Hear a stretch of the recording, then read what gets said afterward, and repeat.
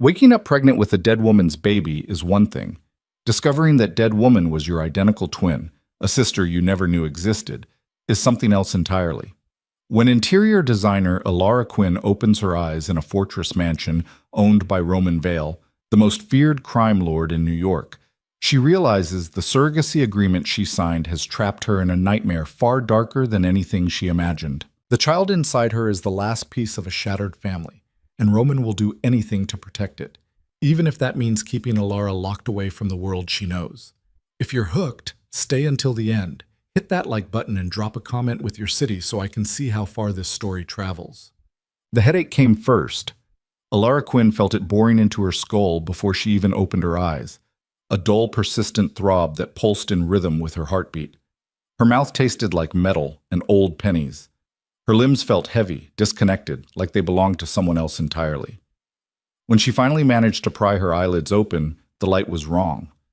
Not the flat, grayish glare of her Brooklyn studio apartment where the neighbor's fire escape blocked most of the morning sun. This light was golden, slanting through floor-to-ceiling windows draped in fabric that probably cost more than her monthly rent. The ceiling above her stretched impossibly high, decorated with crown molding so intricate it looked hand-carved.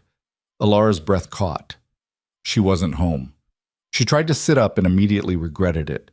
Her stomach lurched, and a wave of nausea rolled through her body with enough force to make her collapse back against pillows that felt like clouds. Expensive clouds. The kind of pillows people put in magazines. Easy. The voice came from somewhere to her left, low, male, and completely unfamiliar. Alara's head whipped toward the sound despite the pain it caused. A man stood near the window, backlit by that golden light.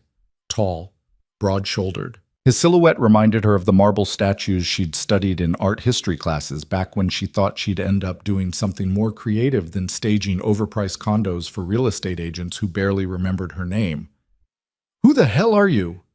Her voice came out rough, scraped raw. The man moved closer, stepping into clearer light, and Alara's chest tightened.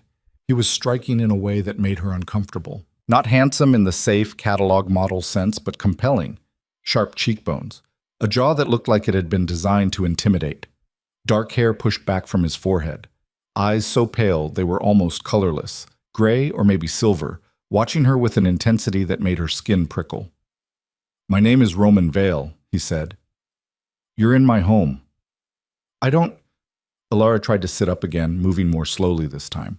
Her hands went instinctively to her stomach, and that's when she felt it. The slight swell. The subtle fullness that hadn't been there before. Her blood turned to ice. "What did you do to me?" The words came out as a whisper, then louder, sharper. "What the fuck did you do?" Roman Vale didn't flinch. He stood perfectly still, hands clasped loosely in front of him like he was attending a business meeting, rather than watching a woman wake up in his house with no memory of how she got there. "You signed a contract," he said calmly. 3 months ago. A surrogacy agreement facilitated through a private medical clinic. The words hit her like physical blows. Surrogacy. Contract. 3 months. Alara's mind spun backward, grasping for memories through the fog. She remembered the clinic. God, yes, she remembered. A pristine building in Manhattan with floors so polished you could see your reflection. She'd been broke, desperate after her design business collapsed, and her landlord started leaving eviction notices on her door. The compensation they'd offered was obscene. Enough to start over. Enough to stop drowning. She'd signed papers, so many papers, but she'd never gone through with the procedure. She'd backed out at the last minute, hadn't she? Walked out of that clinic and caught the subway back to Brooklyn, telling herself she'd find another way to survive. Except now there was a life growing inside her. "No," Alara said, shaking her head hard enough to make the room tilt. "No, I didn't. I left. I changed my mind." "You were sedated," Roman said, and there was something in his voice now. Not quite regret, but something heavier than simple explanation. "The procedure was completed while you were unconscious." The air left Alara's lungs in a rush. "That's illegal," she managed. Jesus Christ, that's assault. That's why you're here instead of wherever you'd be if you'd woken up alone." Roman moved closer, and Alara instinctively pressed herself back against the headboard. He stopped at the foot of the bed, Those pale eyes locked on hers. The people who did this to you are dead. The clinic has been shut down, and you are carrying a child that is worth more than you can possibly understand. Alara's hands were shaking. She pressed them flat against the silk duvet, trying to ground herself in something real. Whose baby is this? Roman Vale's expression didn't change, but something shifted in the air between them, something cold and sharp. My wife's, he said, and mine. Then where is she? Alara demanded.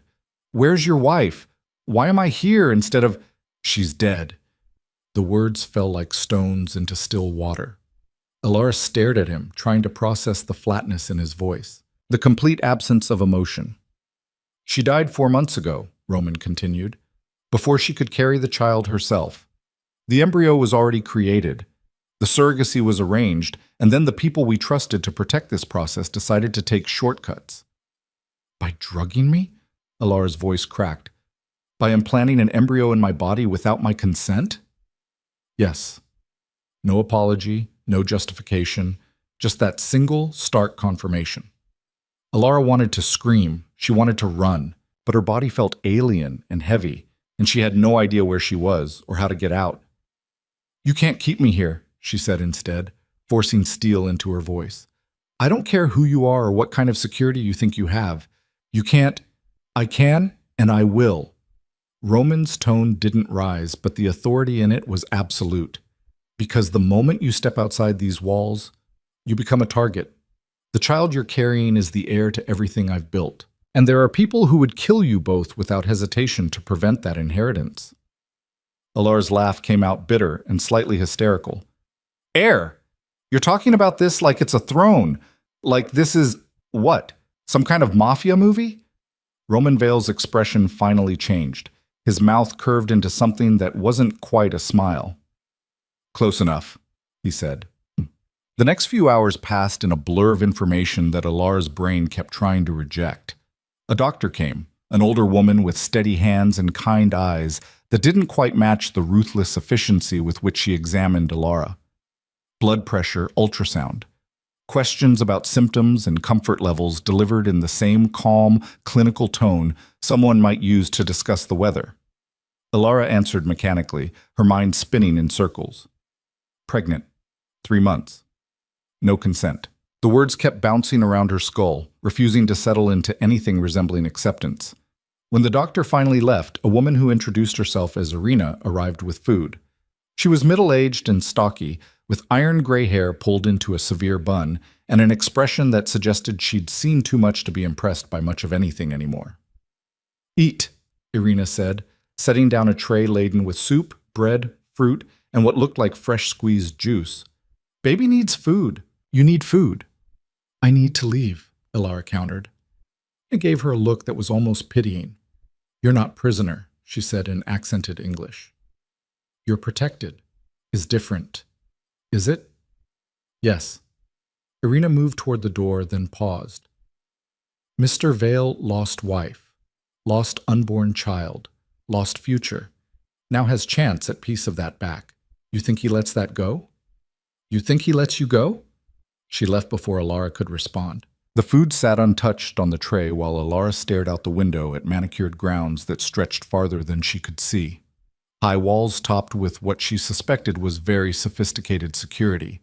Gardens that probably required a full-time staff. Somewhere in the distance, a fountain.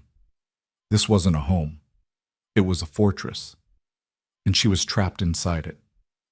Matsen. Roman Vale didn't return until evening.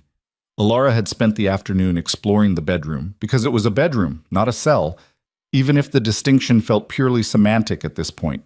Attached bathroom done in marble and gold fixtures. Walk-in closet already stocked with clothes in her size, which was somehow more disturbing than if it had been empty. Windows that didn't open, she discovered after 20 minutes of trying. She was standing at the glass, forehead pressed against the cool surface, when she heard the door open behind her. You should eat. Roman's voice. Alara didn't turn around. You should go to hell. Probably. He moved closer and she caught his reflection in the window glass. Still wearing the same dark suit, though he'd loosened his tie. He looked tired, she realized, lines around his eyes that hadn't been as visible in the morning light. But that doesn't change your situation. My situation. Alara finally turned to face him. You mean being kidnapped and held hostage by a criminal who thinks he can just... I prefer entrepreneur, Roman interrupted mildly. I prefer to call things what they are. His mouth twitched, almost a smile. Almost. You have spirit. My wife would have liked that. The mention of his dead wife, the woman whose baby Alara was apparently carrying, sent a fresh wave of surreal horror through her system. Don't, Alara said sharply. Don't talk about her like we would have been friends. Don't act like this is anything other than what it is. And what is it? Insane, illegal, wrong on every possible level. Roman moved to the tray of food, picked up the untouched soup, and brought it to her. Alara stared at him. I'm not going to eat just because the child needs nutrients. His voice was quiet but implacable. Whatever anger you have toward me, don't take it out on an innocent life. Alara wanted to throw the bowl in his face. She wanted to scream that none of this was her responsibility, that she never agreed to any of it. Instead, she found herself taking the bowl, hating herself for it, but taking it anyway. She sat on the edge of the bed and forced herself to swallow the soup while Roman watched from near the window. It was good, rich and flavorful in a way that made her realize she was actually hungry. She finished half the bowl before her stomach couldn't handle any more. Who was she? Alara asked finally. Your wife. Roman was quiet for so long she thought he might not answer. Then, her name was Isabel. She was brilliant, fierce. She had a gift for seeing through lies, which made her dangerous to the right people. He paused. Wrong people, I suppose, depending on your perspective. How did she die? Car accident. The words came out flat. Except it wasn't an accident. It was an execution designed to look like one.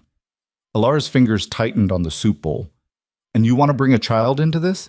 Into whatever world you live in, where people get murdered and made to look like accidents? I want my son to live. Roman's eyes met hers, and there was something burning in those pale depths, something that looked almost like pain. I want him to know his heritage, to grow up strong and protected and aware of exactly what threats exist in this world. My wife is gone, but part of her is still here. His gaze dropped to Alara's stomach. I won't lose that too.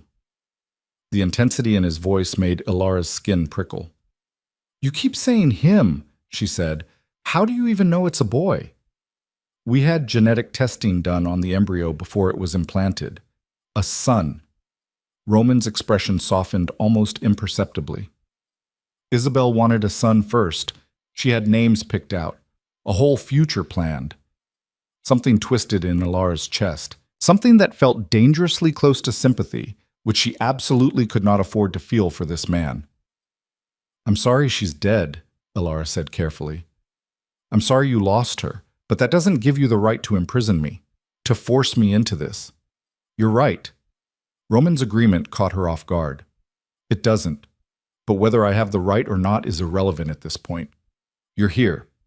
You're carrying my child, and I will do whatever is necessary to protect you both. Even if I don't want your protection? Especially then. Alara set the soup bowl aside and stood, facing him fully. You can't keep me locked up for 9 months. You can't. I can, and I will. Roman moved closer, and despite every instinct screaming at her to back away, Alara held her ground. But I'd prefer not to make this a war between us. You're intelligent. You're resourceful. Given time, you'll see that cooperation serves you better than constant resistance. Cooperation? Alara's laugh was harsh. You mean submission. I mean survival. He stopped close enough that she could see the faint scar on his left temple, the way his jaw tightened when he spoke. The people who killed my wife are still out there. They know about the surrogacy. They know about you.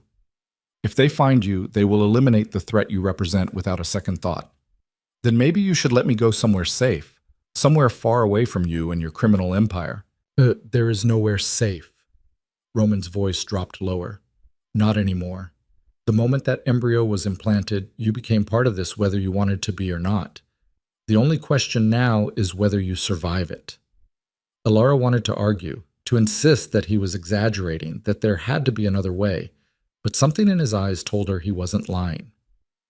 How long? She asked quietly. How long what? How long until I can leave? Roman was silent for a moment. After the baby is born, he said finally, when the immediate danger has passed and appropriate security measures are in place. You'll be compensated generously for your time and cooperation, enough to start whatever life you want, wherever you want to start it. And the baby? Stays with me. Of course. Alara didn't know why she'd even asked. So I'm just an incubator, she said bitterly, a walking womb you need to keep alive for 9 months. Something flickered across Roman's face, anger maybe, or something else she couldn't quite identify. You're the woman carrying my son, he said quietly. That makes you invaluable, but it doesn't make you disposable. Before Alara could respond, he turned and walked to the door. Irina will bring you dinner in a few hours. If you need anything, there's a call button by the bed. What if what I need is freedom? Roman paused in the doorway, his back to her. Then you'll have to settle for safety instead. He left, and the lock engaged with a soft click that sounded like a prison door slamming shut. Alara didn't sleep that night. She lay in the massive bed, staring at the ceiling, trying to make sense of the impossible situation she'd found herself in. Every time she closed her eyes, she saw Roman Vale's face, those pale, unreadable eyes, the absolute certainty in his voice when he talked about keeping her here. She'd been poor before, desperate even, but she'd always had her freedom. Now she had luxury and safety and a child growing inside her that wasn't supposed to be there. The cruelty of it made her want to scream. Around 3 a.m, she gave up on sleep entirely and went to the window. The grounds were lit by subtle landscape lighting that made everything look like a stage set, beautiful and artificial and completely removed from reality. She pressed her hand against her stomach, still barely rounded, but undeniably present. This isn't your fault, she whispered to the life inside her. Whatever happens, this isn't your fault. The baby, because that's what it was now, whether she'd chosen it or not, didn't respond. But Alara felt the weight of responsibility settling onto her shoulders anyway. She'd spent her entire life trying to build something that mattered. A career. A reputation. A future that belonged to her alone. Now her body belonged to someone else's vision of what should be. The unfairness of it burned in her throat like acid. Morning came with Irina and another tray of food. Eat, the older woman said, setting it down with the same no-nonsense efficiency as before. Doctor says you must gain weight. Baby is small. The baby is 3 months old, Alara said. Of course it's small. Irina gave her a look that suggested she didn't appreciate sass with her morning deliveries. Mr. Vale says you can walk grounds today. Fresh air is good. Alara sat up straighter. I can go outside? With escort, security. Irina moved to the closet and started pulling out clothes. It's dangerous for you to be alone, but fresh air is important. It wasn't freedom, but it was something. Alara found herself showering and dressing with more care than she had in months. The clothes fit perfectly, designer labels she recognized from magazine spreads. Everything soft and expensive and carefully chosen for a pregnant woman's comfort. The attention to detail was almost worse than if they'd just thrown random clothes at her.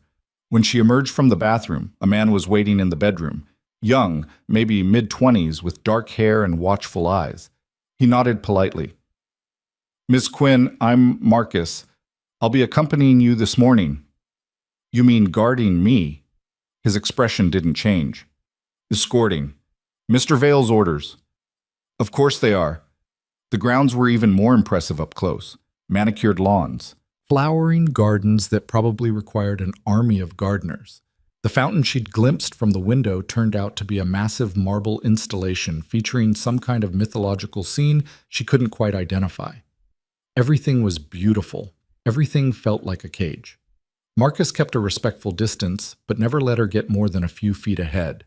Alara tested the boundaries, walking faster, changing direction suddenly. He matched her every move without apparent effort. How long have you worked for Roman Vale? She asked finally. 5 years. And what exactly do you do? Security. That's vague. Marcus almost smiled. It's meant to be. They walked in silence for a while. Alara tried to memorize the layout, exits, weak points, anywhere that might offer an opportunity to escape. But the walls were high, the security cameras were everywhere, and she suspected there were things she wasn't seeing. Sensors, guards, measures designed to be invisible until someone tried to breach them. "Is it true?" she asked abruptly. "What he said about people wanting to kill me?" Marcus hesitated, and in that hesitation, Alara found her answer. "There are people who would see Mr. Vale's line ended," he said carefully. "The child you carry represents continuity, legacy. Some would view that as threat enough to act. So I'm bait."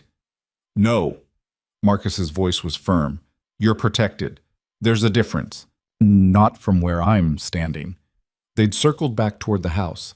Alara could see the massive structure rising against the morning sky, all stone and glass and architectural ambition, a mansion built to impress and intimidate in equal measure. Roman Vale was standing on one of the terraces, phone pressed to his ear. Even from this distance, Alara could read the tension in his shoulders, the sharp gestures as he spoke. Whatever conversation he was having, it wasn't pleasant. Marcus noticed her looking. "He carries a lot," he said quietly. "More than most people see. I'm sure running a criminal empire is very stressful. He protects people." There was an edge to Marcus's voice now. "Hundreds of families depend on the stability he maintains, the order he enforces. You see a crime lord. I see a man who holds together something that would tear itself apart without him." Alara turned to study the younger man's face. "You believe in him." "I'm alive because of him." Marcus met her eyes. "So are a lot of other people. Whatever you think you know about Mr. Vale, you're only seeing part of the picture." Before Alara could respond, Roman appeared at the terrace railing. He said something into his phone, then ended the call and descended the stone steps toward them. "Miss Quinn." His greeting was formal.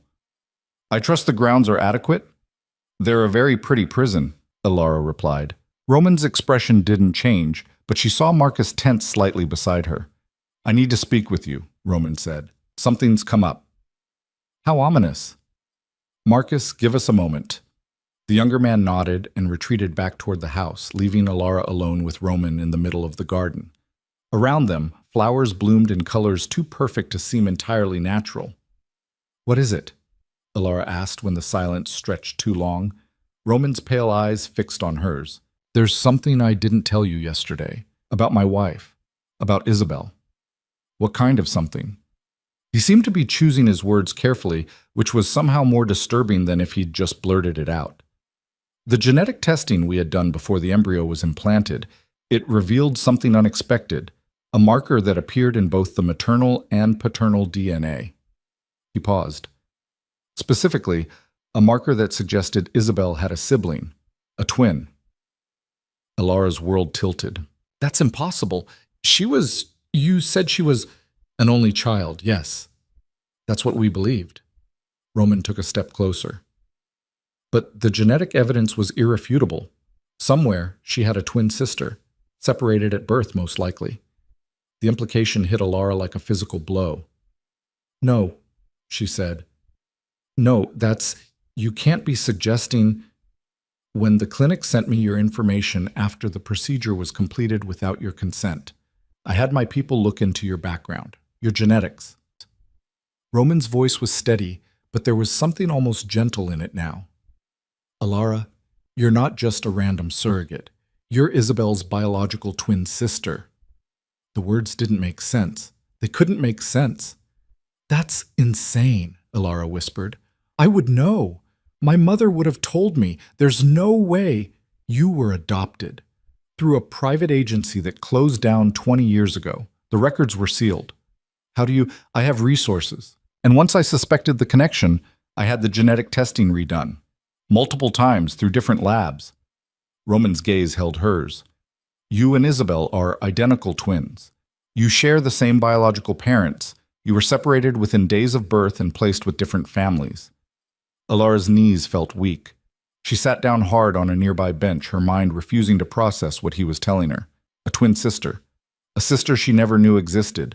A sister who was dead. "Why?" The word came out broken. "Why would someone separate twins?"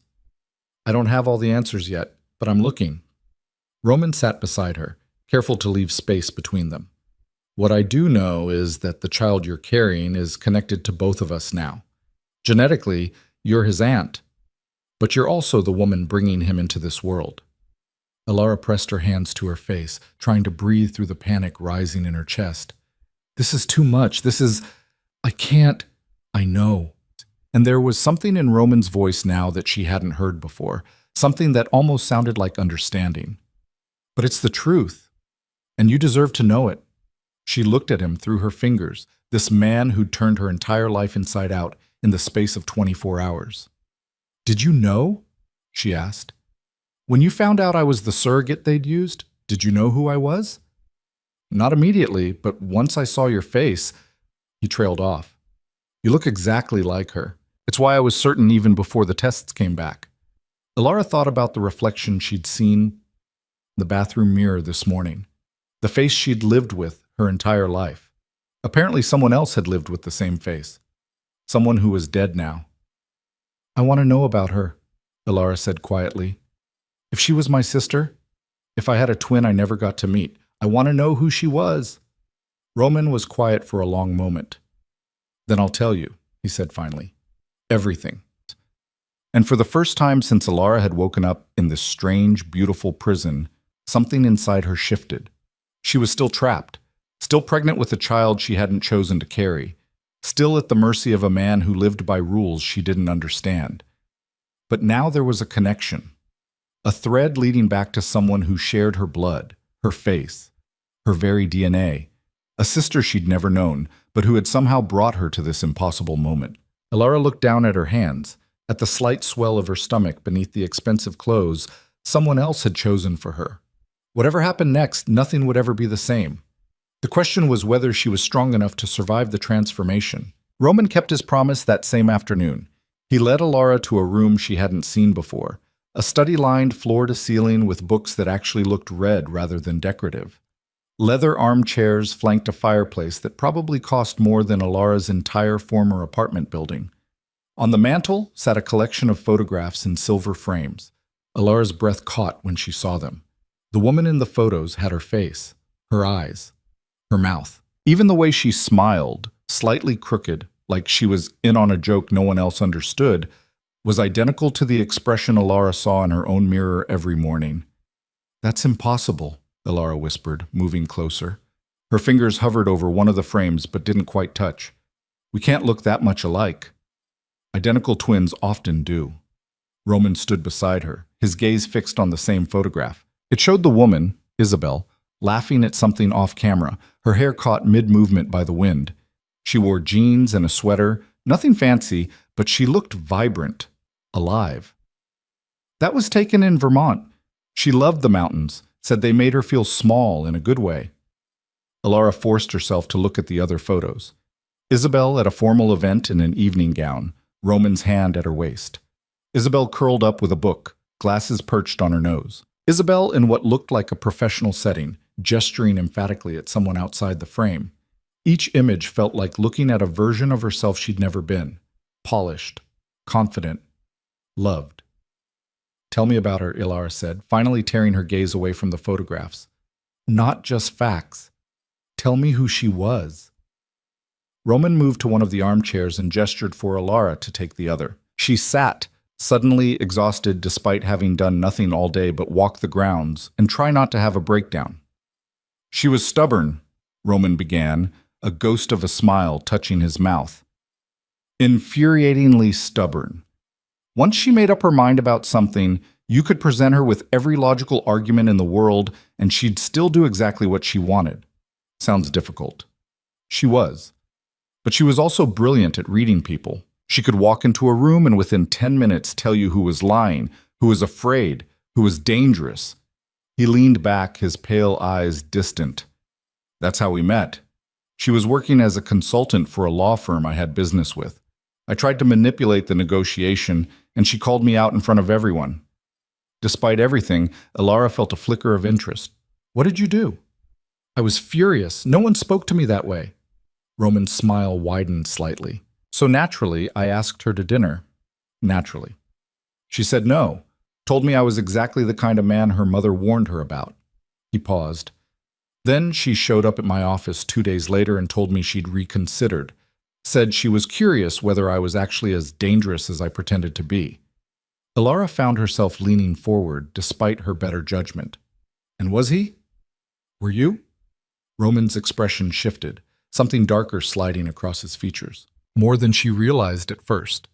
But by the time she understood the full scope of what I did, she was already in too deep. His jaw tightened. I gave her multiple opportunities to leave, to walk away before it became complicated. She refused every single one. Why? She said everyone deserved a chance at redemption, even people like me. Roman's voice had gone quiet. She believed that if I wanted to build something legitimate, something that could help people instead of just extracting from them, she could guide me toward it. She thought love could change someone's fundamental nature. Could it? Roman was silent for a long moment. I was trying to find out when she died.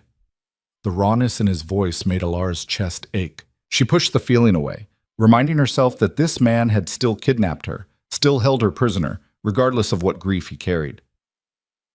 You said she was murdered, made to look like an accident. A car crash on a mountain road. Brake lines cut, steering compromised. By the time I got there, he stopped, his hands clenching on the armrests. She was already gone, our unborn child with her. Alara's hand went instinctively to her stomach. But the embryo, we'd created several during the IVF process. Standard procedure. They were in storage at the clinic. Roman's gaze sharpened on her. 3 months after Isabel's death, I decided to move forward with the surrogacy anyway. I wasn't ready to let go of the last piece of her I had left. So you found someone to carry your child. I found a reputable agency, vetted candidates carefully, made sure everything was legal and consensual. His expression hardened. What I didn't account for was corruption inside the clinic itself. Someone on my payroll feeding information to my enemies, someone who saw an opportunity to sabotage the process. Alara's mind raced. They implanted the embryo in me specifically because I'm her twin. I believe so, though I'm still trying to determine who orchestrated it and why. Roman leaned forward, elbows on his knees. What I do know is that the moment you became pregnant with my child, you became a target. Killing you eliminates the heir. Kidnapping you provides leverage against me. Either scenario serves my enemies well. Then why not just terminate the pregnancy? Alara asked bluntly. Why drag me here? Why go through all this? Roman's pale eyes met hers with an intensity that made her breath catch. Because that child is all I have left of Isabel. And now that I know you're her twin, that genetically you're his family too, I can't treat you as expendable. He paused. Even if that would be simpler. Alara didn't know what to say to that. The pragmatic cruelty of it collided with something that almost sounded like humanity, creating a cognitive dissonance she couldn't quite parse. Before she could respond, the door to the study opened. Marcus appeared, his expression tight. Sir, we have a situation. Roman was on his feet immediately, all traces of vulnerability vanishing behind a mask of cold authority. What kind of situation? Perimeter breach, east wall, 3 unknowns, heavily armed. Alara's blood turned to ice. Roman turned to her, his voice clipped and absolute. Stay here. Lock the door behind me.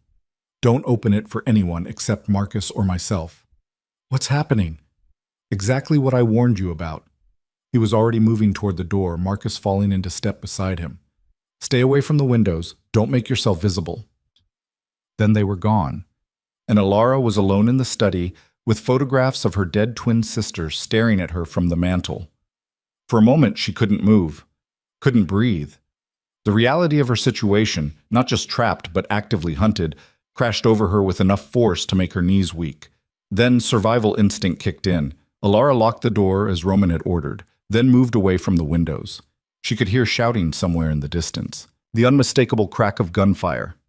Her heart hammered against her ribs. The baby.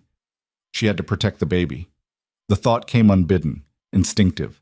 This child might not have been her choice, but it was real, growing inside her, depending on her. Alara pressed herself into the corner farthest from any exterior wall and tried to slow her breathing. Panic wouldn't help. Panic would just make her stupid. More gunfire. Closer this time. Then silence. The silence was somehow worse than the noise. Alara counted her heartbeats. 100, 200. She'd lost track somewhere around 400 when she heard footsteps in the hallway outside. Heavy, deliberate. She held her breath. A knock on the door, 3 sharp raps.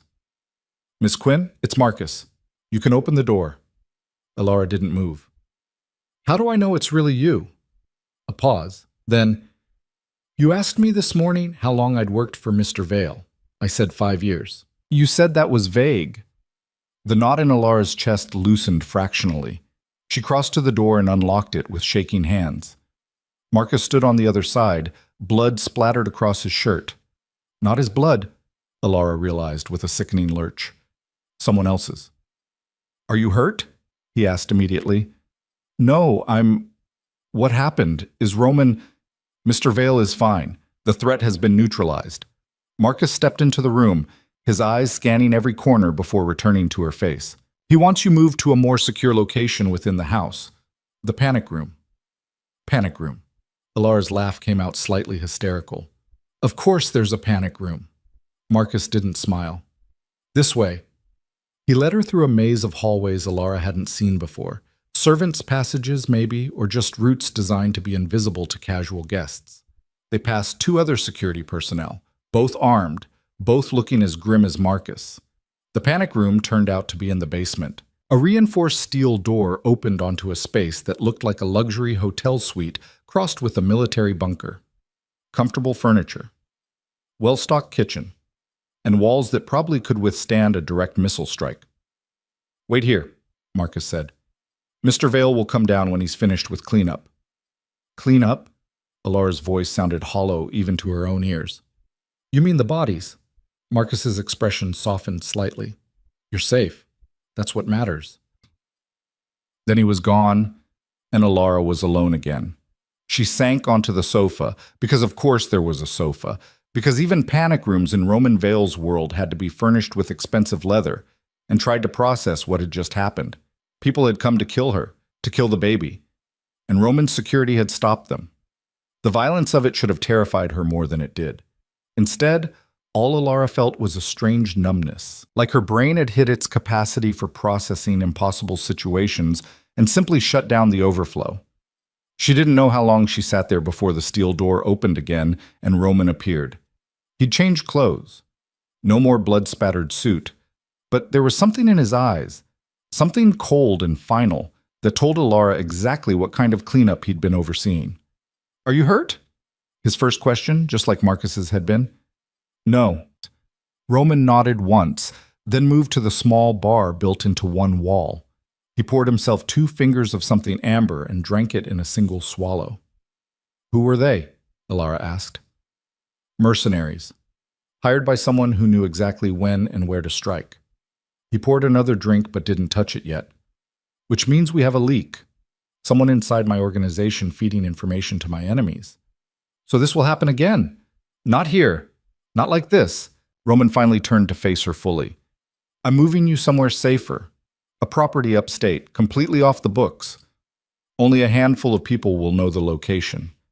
Alara's laugh was bitter. "Another cage, just a different one. A cage that keeps you alive." Roman's voice was hard. "You can resent me all you want for that, but you're alive to resent me, which is more than you'd be if I'd left you to your own devices." He wasn't wrong. Alara hated that he wasn't wrong. "When?" "Tonight. We move in 2 hours." Roman finally picked up the second drink, studying the amber liquid. "Pack whatever you want to bring. Irina will help you." "And if I refuse to go?" Roman's pale eyes lifted to hers. "Then I'll have you sedated and moved anyway. I'd prefer not to, but I will." There it was. The truth beneath all the careful consideration and almost gentle explanations. Roman Vale would do whatever was necessary to protect his unborn child, including treating Alara like cargo if she forced his hand. "I hate you," she said quietly. "I know." He drank the whiskey. "But hate me alive rather than dead. It's a better arrangement for everyone." Before Alara could respond, her phone, the one they'd returned to her that morning, wiped clean of all her contacts and apps, buzzed in her pocket. She pulled it out, frowning, a text from an unknown number. Her blood turned cold as she read it. "Did Roman tell you how Isabel really died? Ask him about the baby. Ask him why she was driving that night." Alara's hand shook as she looked up at Roman. "What?" he asked immediately, reading her expression. What's wrong? She held out the phone without speaking. Roman's face went completely blank as he read the message. Then something dark and dangerous slid across his features, something that reminded Alara exactly how violent this man could be when pushed. Who sent this? His voice was ice. I don't know. Unknown number. Roman pulled out his own phone, barking orders at whoever answered on the other end. Trace the number, find the source, lock down all communications. He ended the call and looked at Alara with an expression she couldn't quite read. Whatever they're trying to imply. Just tell me the truth, Alara interrupted. Was Isabel pregnant when she died? Beyond the embryos you'd already created? Roman's silence was answer enough. She was 14 weeks along, he said finally. We'd just started telling people. She was driving to meet her doctor for a routine checkup when the accident happened. Alara's mind raced. But you said the embryos were created during IVF. Why would you need IVF if she was already pregnant? The IVF was earlier, before she conceived naturally. Roman's jaw was tight. We'd been trying for years. Multiple rounds of treatment. The embryos were created as a precaution in case natural conception didn't work. Then it did. We thought we'd finally gotten our miracle. And someone killed her for it. Yes. The single word carried the weight of mountains. Alara looked down at the text again.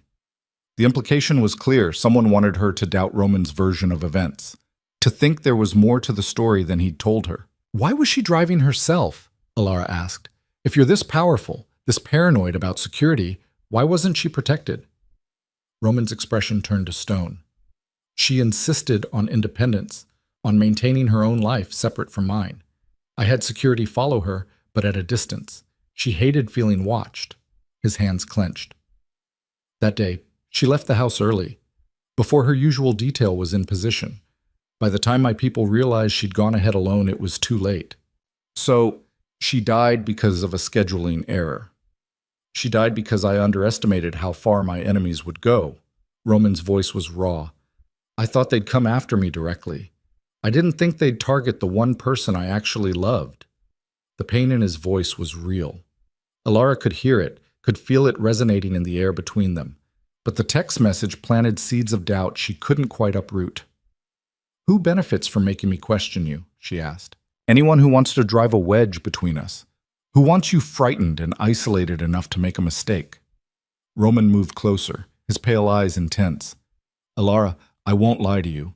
I've done terrible things. I'll probably do more terrible things before this is over, but I didn't kill Isabel, and I would never hurt the child she wanted. Alara wanted to believe him. The rational part of her brain knew that if Roman wanted her dead, she'd be dead already. He'd had dozens of opportunities. But the text message was a reminder that she didn't actually know anything about the world she'd been dragged into. The alliances, the enemies, the complex web of violence and loyalty that apparently surrounded Roman Vale's empire. I need time, she said, to think about all of this. You have 2 hours. Roman's voice was back to business. Then we move, whether you're ready or not. He left without another word, the steel door closing behind him with a pneumatic hiss that sounded almost like a sigh. Alara looked down at her phone again, at the message that had appeared from nowhere, designed to unsettle and disturb. Ask him about the baby. But she had asked, and Roman had answered. The question was whether she believed him. Irina appeared 90 minutes later with empty suitcases and a brisk attitude that suggested she'd packed for emergency evacuations before. Clothes first, she said, already moving toward the bedroom that had been prepared for Alara on this level. Comfortable things. You will be in a new place for many weeks, maybe months. Sounds like paradise, Alara muttered. Irina gave her a sharp look.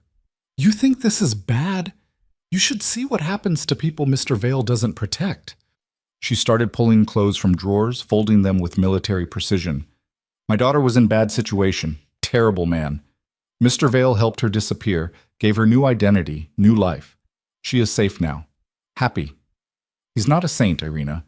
No, but he keeps his promises. The older woman paused, a sweater held loosely in her hands. Mrs. Isabel used to say that. Roman is many things, but he always keeps his word. If he says you are protected, you are protected. Ilara wanted to argue, to point out that protection that came with imprisonment wasn't really protection at all. Instead, she found herself helping pack, choosing which clothes to bring, which books from the small library someone had stocked in the panic room. Small, stupid decisions that felt like the only control she had left. They were nearly finished when Marcus appeared in the doorway. "Convoy's ready. We leave in 15 minutes. Convoy. Ilara looked up from the suitcase she'd been filling. How many vehicles? 4, 2 ahead, 2 behind, all armored. We'll have air support tracking until we're clear of the city. The scale of it was absurd, like she was some kind of head of state being moved through a war zone, except the war zone was real. The people trying to kill her were real, and the baby growing inside her was the prize everyone wanted. Ilara zipped the last suitcase closed and straightened, pressing a hand to her lower back. The ache there had been building all day. Stress, probably. Or just the physical reality of being pregnant. "Let's get this over with," she said. Marcus and another guard carried her luggage while Ilara followed Irina through more hidden passages. They emerged in an underground garage that looked like it could house a small army. Black SUVs with tinted windows. Sedans that probably cost more than most people made in a year. And in the center, a vehicle that looked more like a tank than a civilian car. Roman stood beside it, talking quietly with a man Ilara didn't recognize. When he saw her approach, he broke off the conversation and moved to intercept her. "You'll ride with me," he said. Not a question. "Do I have a choice?" Not particularly. At least he was honest about it. Roman opened the rear door of the armored vehicle and gestured for Ilara to climb in. The interior was surprisingly comfortable. Leather seats, climate control, enough legroom that even someone tall wouldn't feel cramped. Ilara buckled herself in while Roman slid in beside her. The door closed with a heavy thunk that sounded like a vault ceiling. 2 hours, Roman said to the driver. "Stay on the route we discussed. No deviations." "Yes, sir." The convoy pulled out in precise formation. 2 vehicles ahead, the armored car in the middle, 2 more behind. They moved through the underground garage toward what looked like a solid wall, until it slid open, revealing a private road that bypassed the main gates entirely. Ilara watched the mansion disappear behind them through the tinted windows. Part of her felt relief at leaving. Another part whispered that she was just trading one cage for another. They drove in silence for the first 30 minutes. The city gave way to suburbs, then to stretches of highway bordered by forests that looked black in the darkness. Ilara kept her eyes on the window, watching the world slide past. "You should try to sleep," Roman said eventually. "It's a long drive." "I'm not tired." "You're exhausted. I can see it." Ilara turned to look at him. In the dim light from the dashboard, his face was all sharp angles and shadows. He looked tired too, she realized, the kind of bone-deep weariness that came from carrying too much for too long. "How do you do it?" she asked. "Live like this constantly, always waiting for the next attack." Roman was quiet for a moment. "You get used to it. The hypervigilance becomes normal. You learn to sleep light, react fast, trust no one completely." He glanced at her. "It's not a life I'd wish on anyone." "But it's the life you're forcing on me. Only temporarily, until the threat is neutralized and appropriate measures are in place." "You keep saying that. But what if the threat is never neutralized? What if this is just how things are in your world?" Roman's jaw tightened. "Then I'll make sure you and the child are protected anyway, whatever that requires." His certainty should have been comforting. Instead, it just reminded Ilara how completely her autonomy had been stripped away.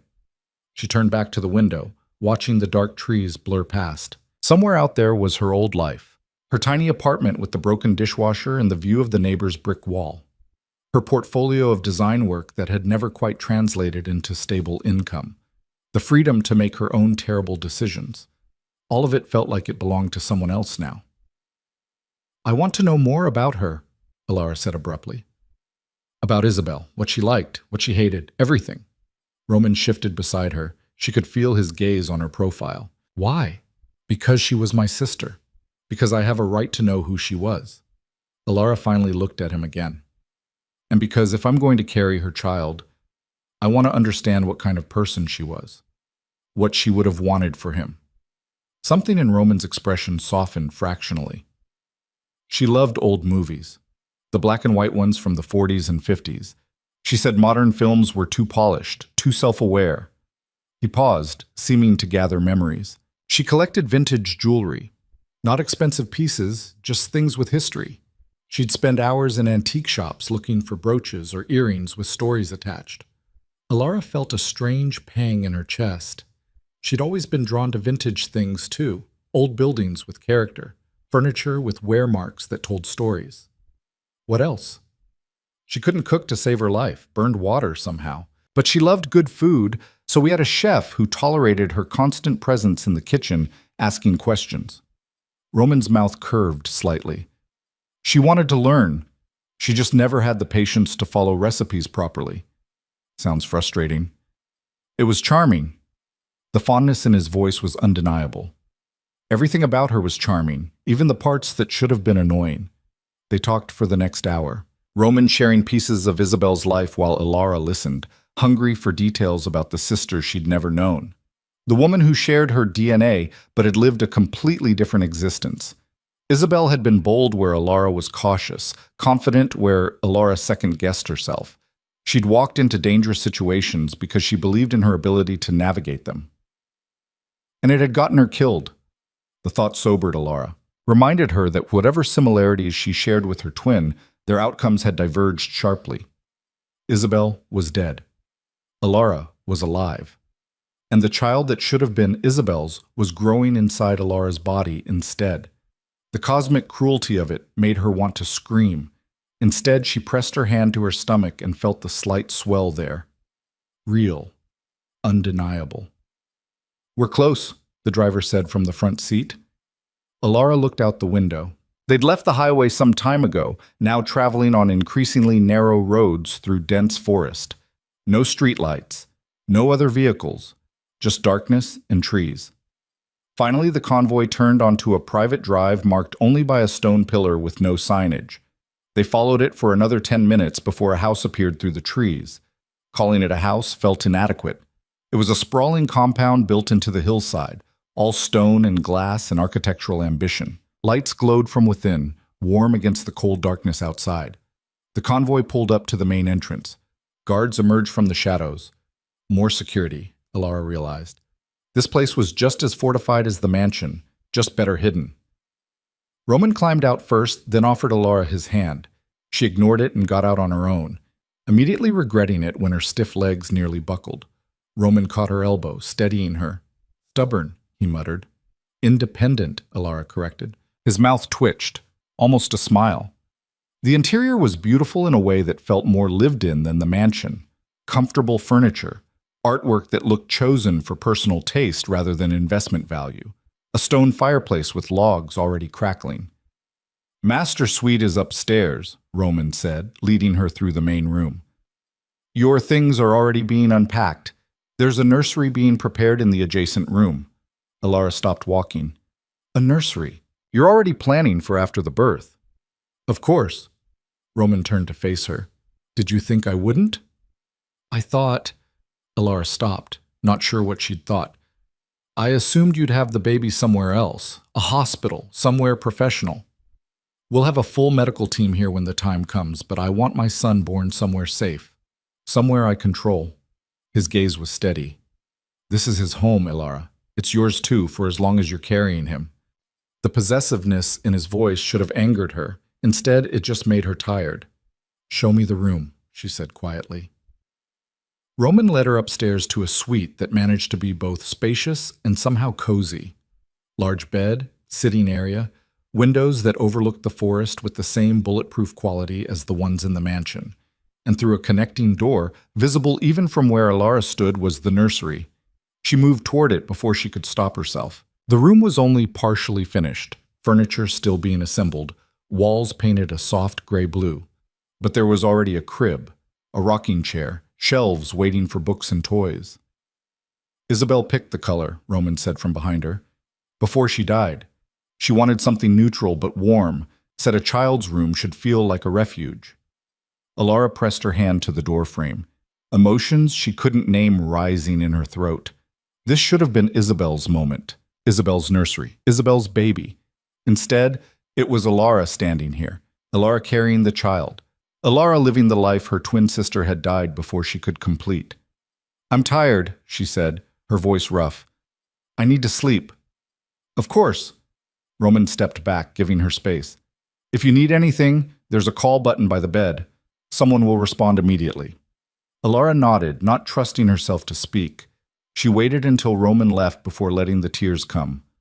Silent, angry, grieving for a sister she'd never known and a life she'd never chosen. The baby shifted inside her, just a flutter, barely perceptible, but real. So terribly, impossibly real. Alara woke to sunlight streaming through unfamiliar windows and the smell of coffee drifting up from somewhere below. For a disoriented moment, she thought she was back in her Brooklyn apartment, that everything had been some kind of stress-induced fever dream. Then she felt the weight in her abdomen, the slight pressure against her bladder that meant the baby was real and growing and impossible to ignore. She pushed herself upright with a groan, her back protesting the movement. 4 months pregnant now, according to the doctor who'd examined her yesterday. 4 months of carrying a child she hadn't agreed to, in a body that felt less like her own with each passing day. The bedroom was exactly as she remembered from last night. Too large, too luxurious, too much like a gorgeous trap. Through the windows, she could see forest stretching in every direction. No neighbors. No other houses visible. Just trees and sky and the kind of isolation that probably cost a fortune to maintain.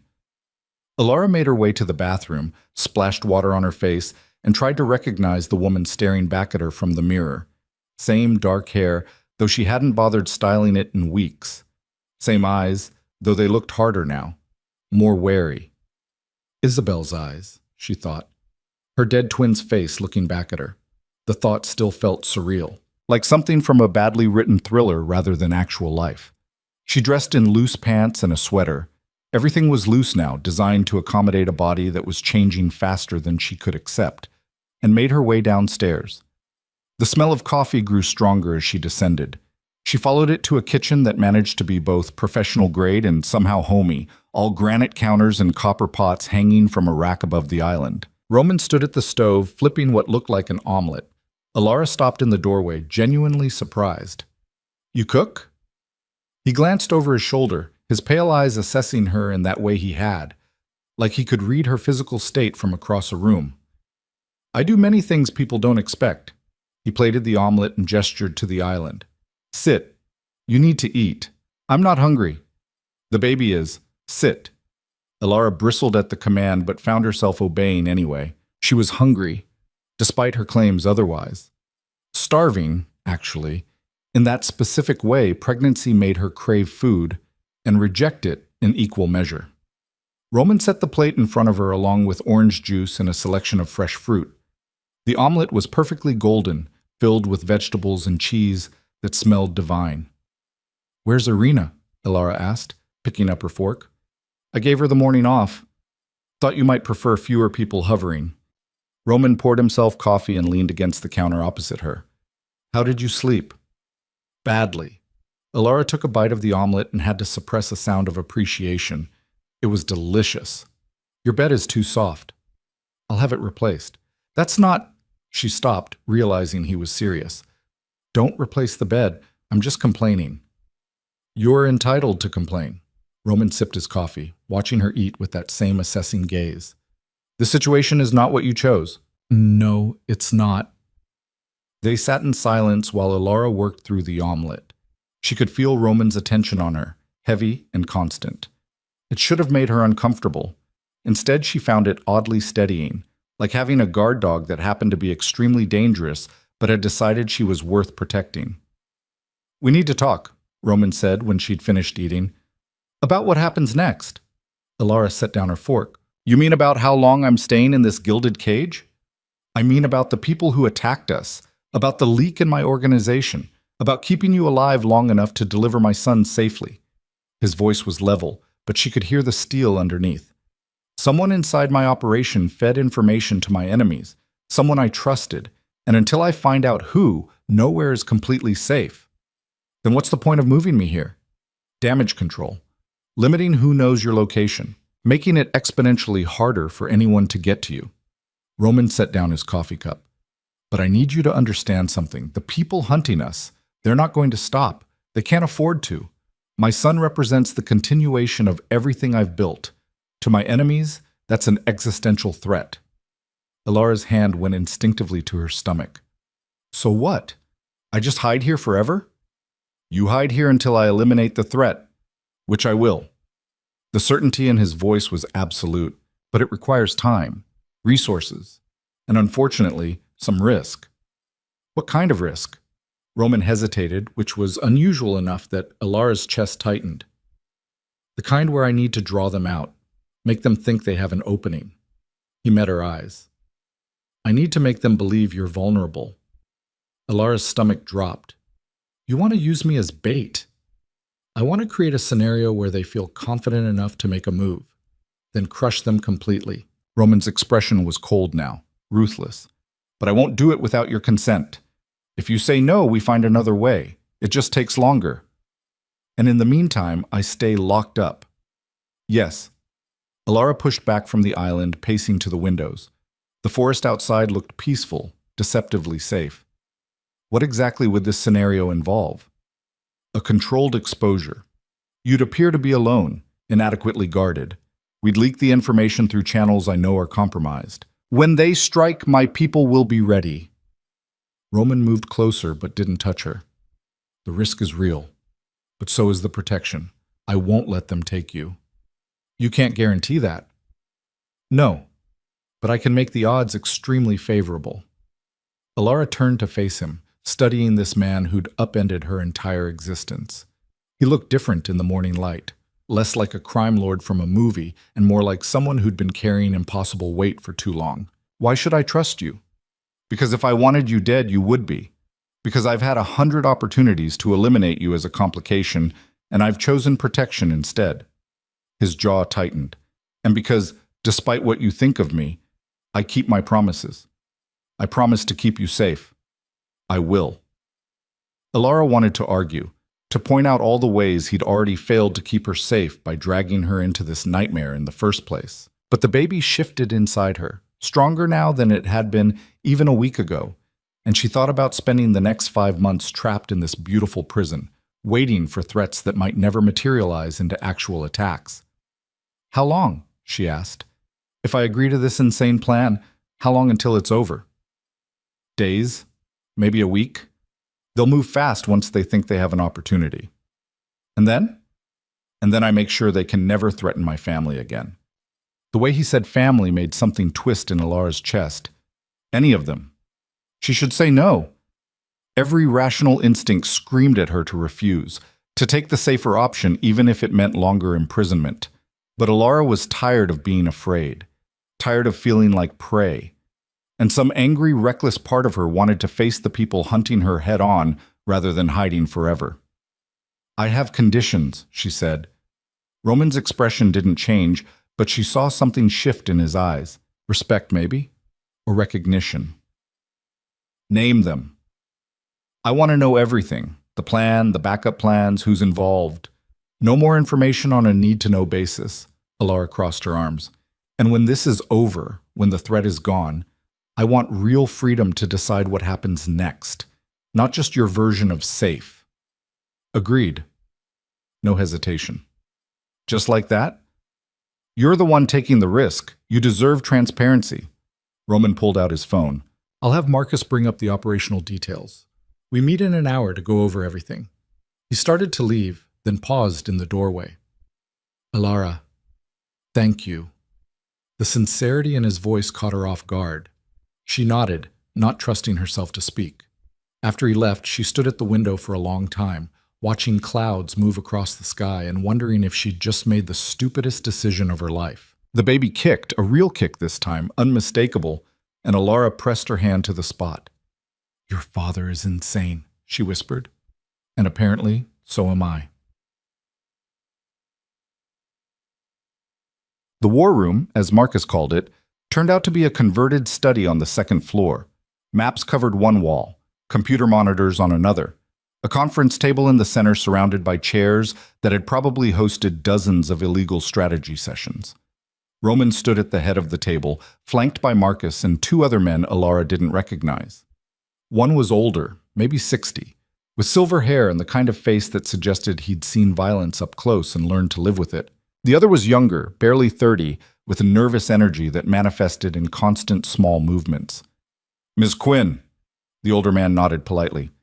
"I'm Victor, head of security operations. This is Danny, our intelligence specialist." Danny raised a hand in an awkward wave. Alara took the seat Roman pulled out for her, suddenly aware that she was the only woman in the room. The only person who wasn't trained for violence or strategy or whatever else these men did in their professional capacities. "Walk her through it," Roman said, settling into the chair beside her. Victor moved to the maps on the wall. Red pins marked various locations. Blue lines connected them in patterns Alara couldn't decipher. "We've identified 3 primary groups with motive to eliminate the heir," Victor began. "The Volkov faction out of Brighton Beat, the Chen organization operating in Chinatown, and a wild card.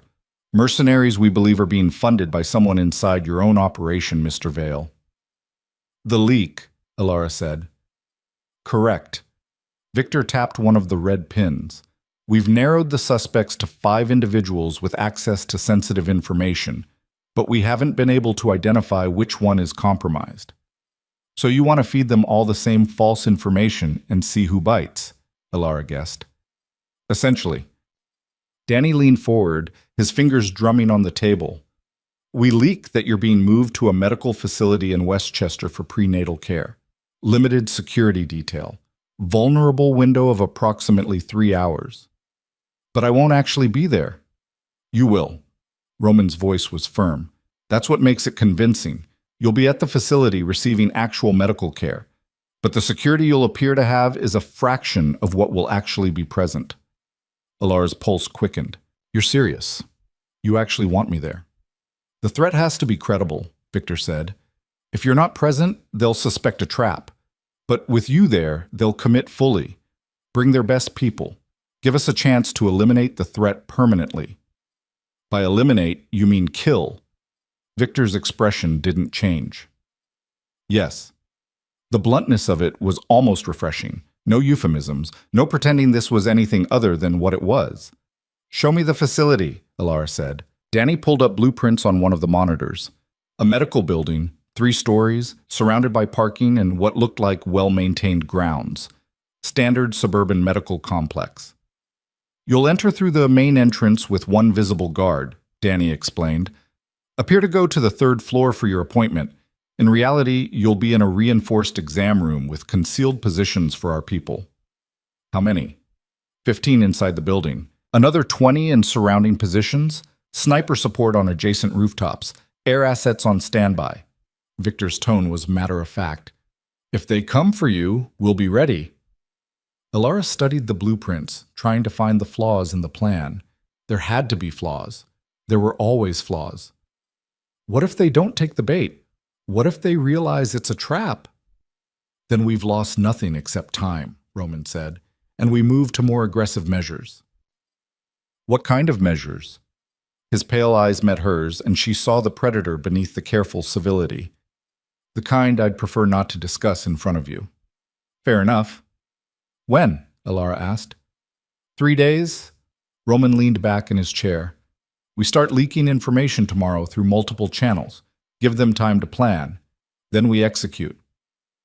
3 days. 72 hours to prepare for people to try to kill her while Roman's private army waited in the shadows. "I want a weapon," Alara said abruptly. The room went silent. "Absolutely not," Roman said. "Why? Because you don't trust me not to shoot you?" "Because you're not trained. You'd be more likely to hurt yourself than defend yourself effectively."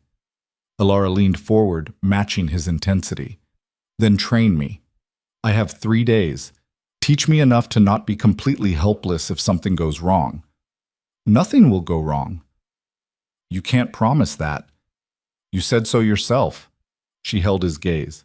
"I'm agreeing to your plan, but I'm not going in there defenseless. Either you teach me basic self-defense and how to handle a weapon, or I back out right now." Roman's jaw worked. She could see the war happening behind his eyes, the part of him that wanted complete control versus the part that recognized she had a point. 2 hours a day, he said finally. "Marcus will teach you. Basic defensive techniques only. And if I don't think you're ready by the time we execute, the deal is off. Fine. Victor and Danny exchanged glances that suggested they'd just witnessed something unusual. Roman Vale backing down from an argument, apparently, was noteworthy. The rest of the meeting covered logistics, entry times, communication protocols, what to do if things went wrong in various specific ways that all sounded terrifying. By the time they finished, Alara's head was spinning with information, guard rotations, extraction routes, code words that meant everything from proceed as planned to abort immediately. Get some rest, Roman said as the others filed out. Training starts tomorrow morning. Alara nodded, exhaustion suddenly crashing over her.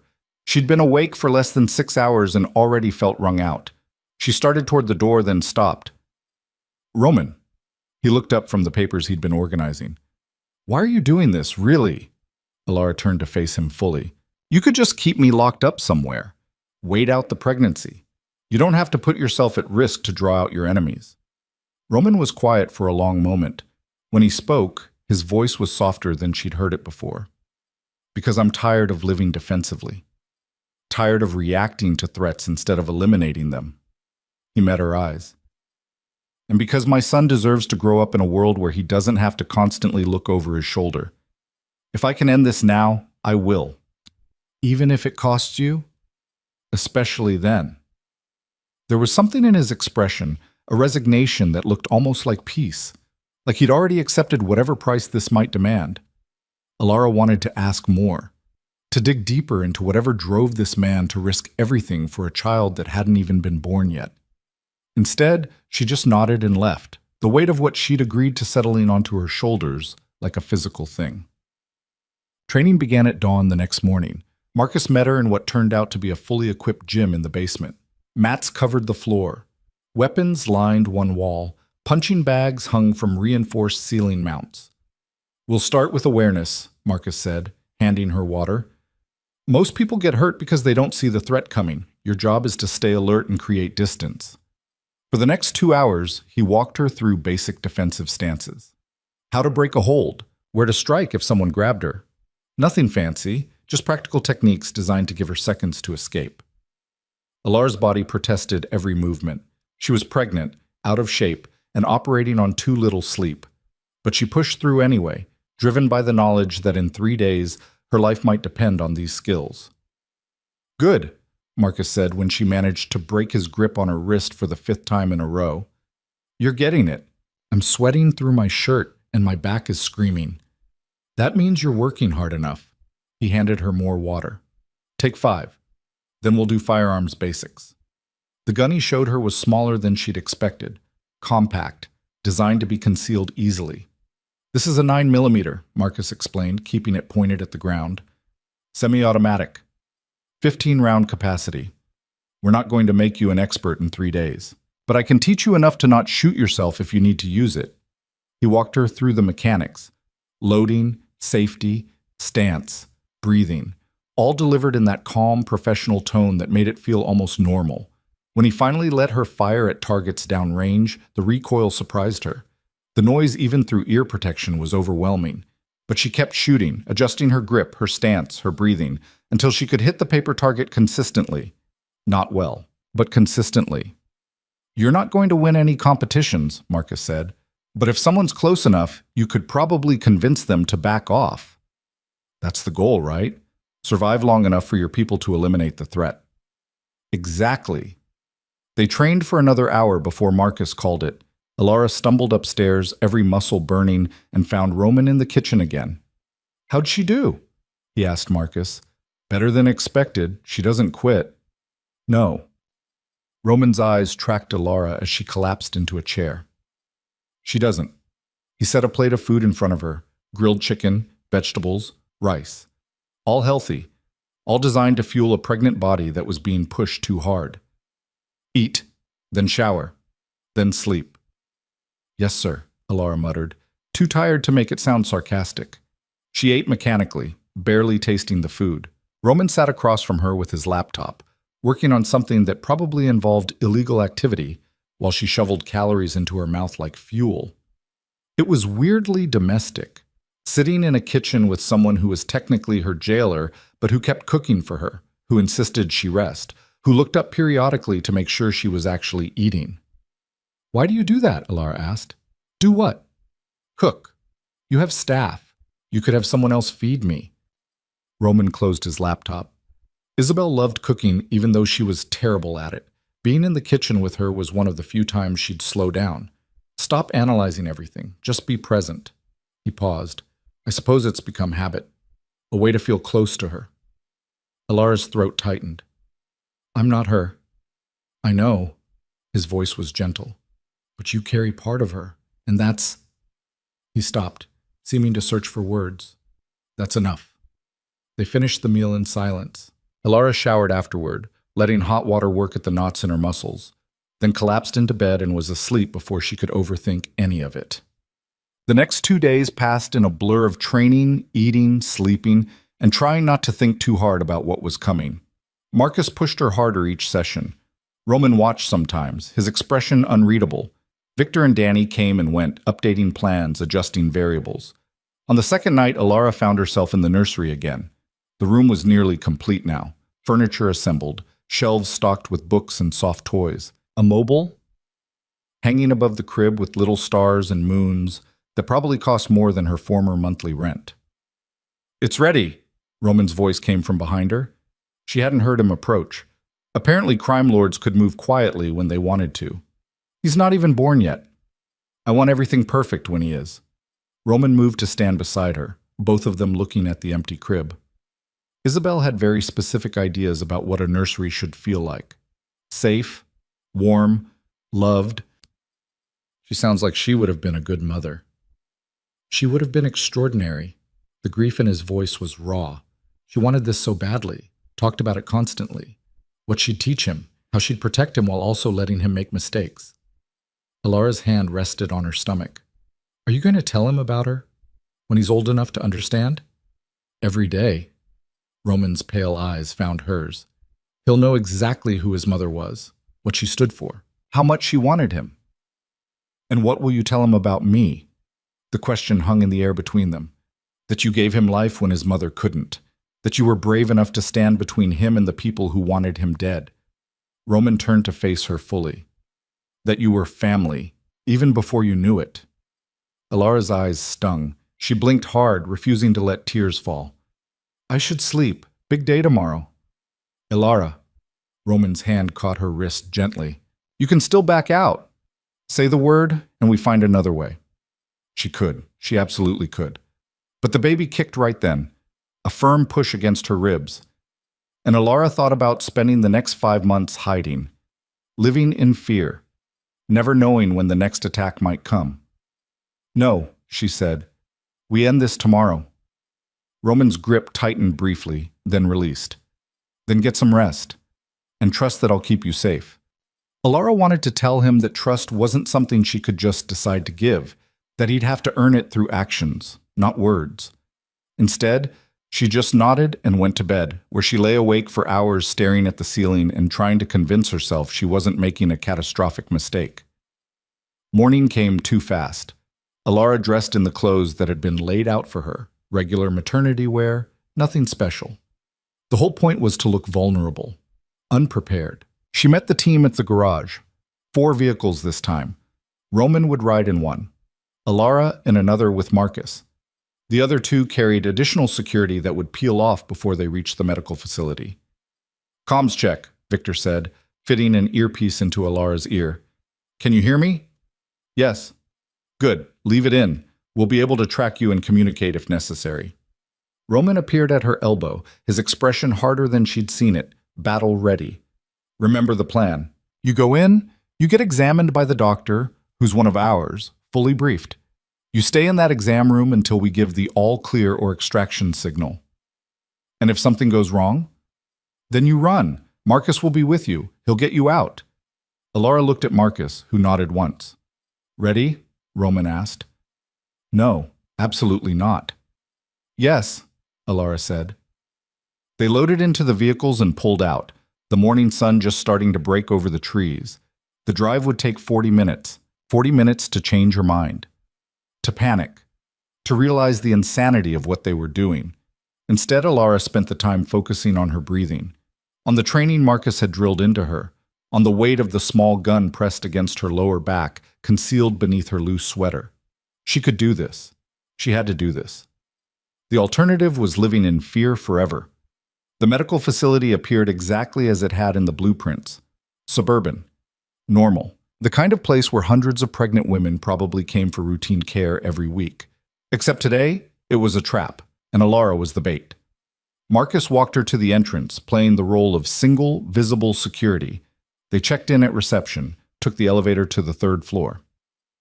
In her ear, Victor's voice. All positions confirmed. We have eyes on 3 vehicles entering the parking area. Unknown occupants. Stand by. Alara's heart hammered against her ribs. The exam room was exactly as promised. Reinforced walls, concealed positions where she knew Roman's people waited.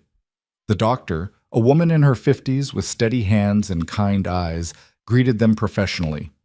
Ms. Quinn, let's get you examined. They went through the motions.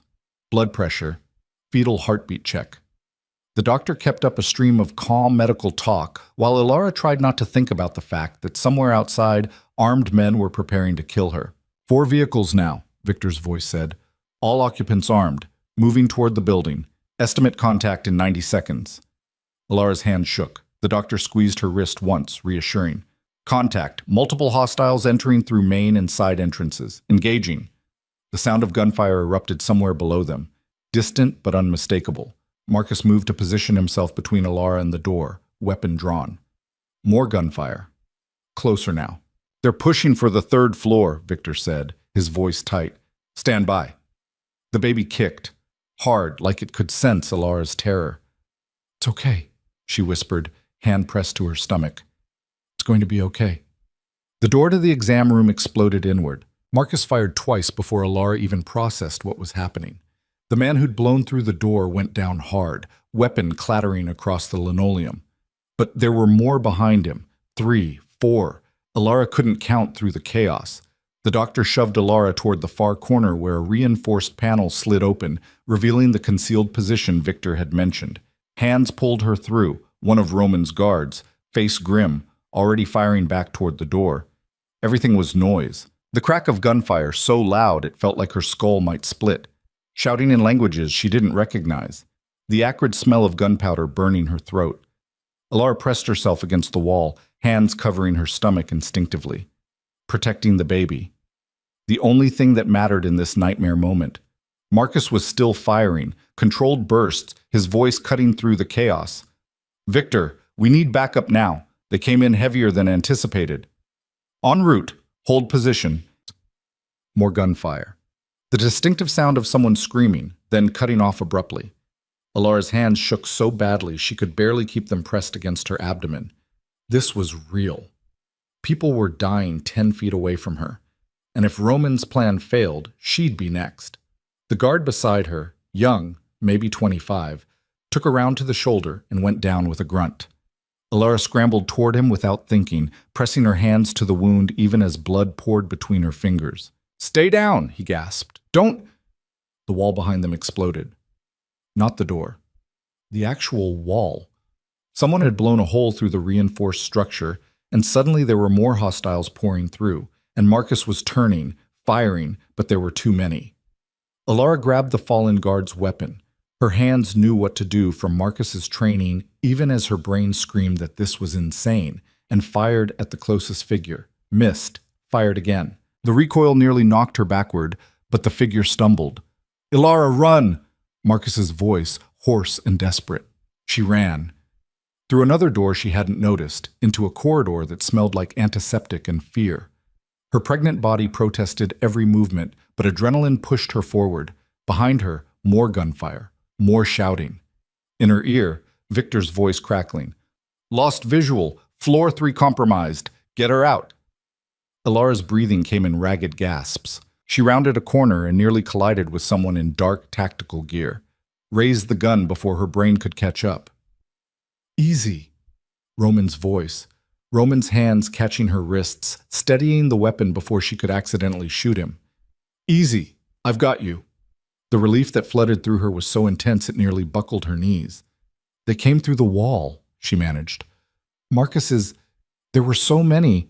I know. Change of plans. Roman was already moving, one hand gripping her arm, the other holding his own weapon with the casual competence of someone who'd done this 100 times. They brought more resources than we anticipated. We need to get you out of the building. They moved quickly through corridors that all looked the same. Twice they encountered hostiles.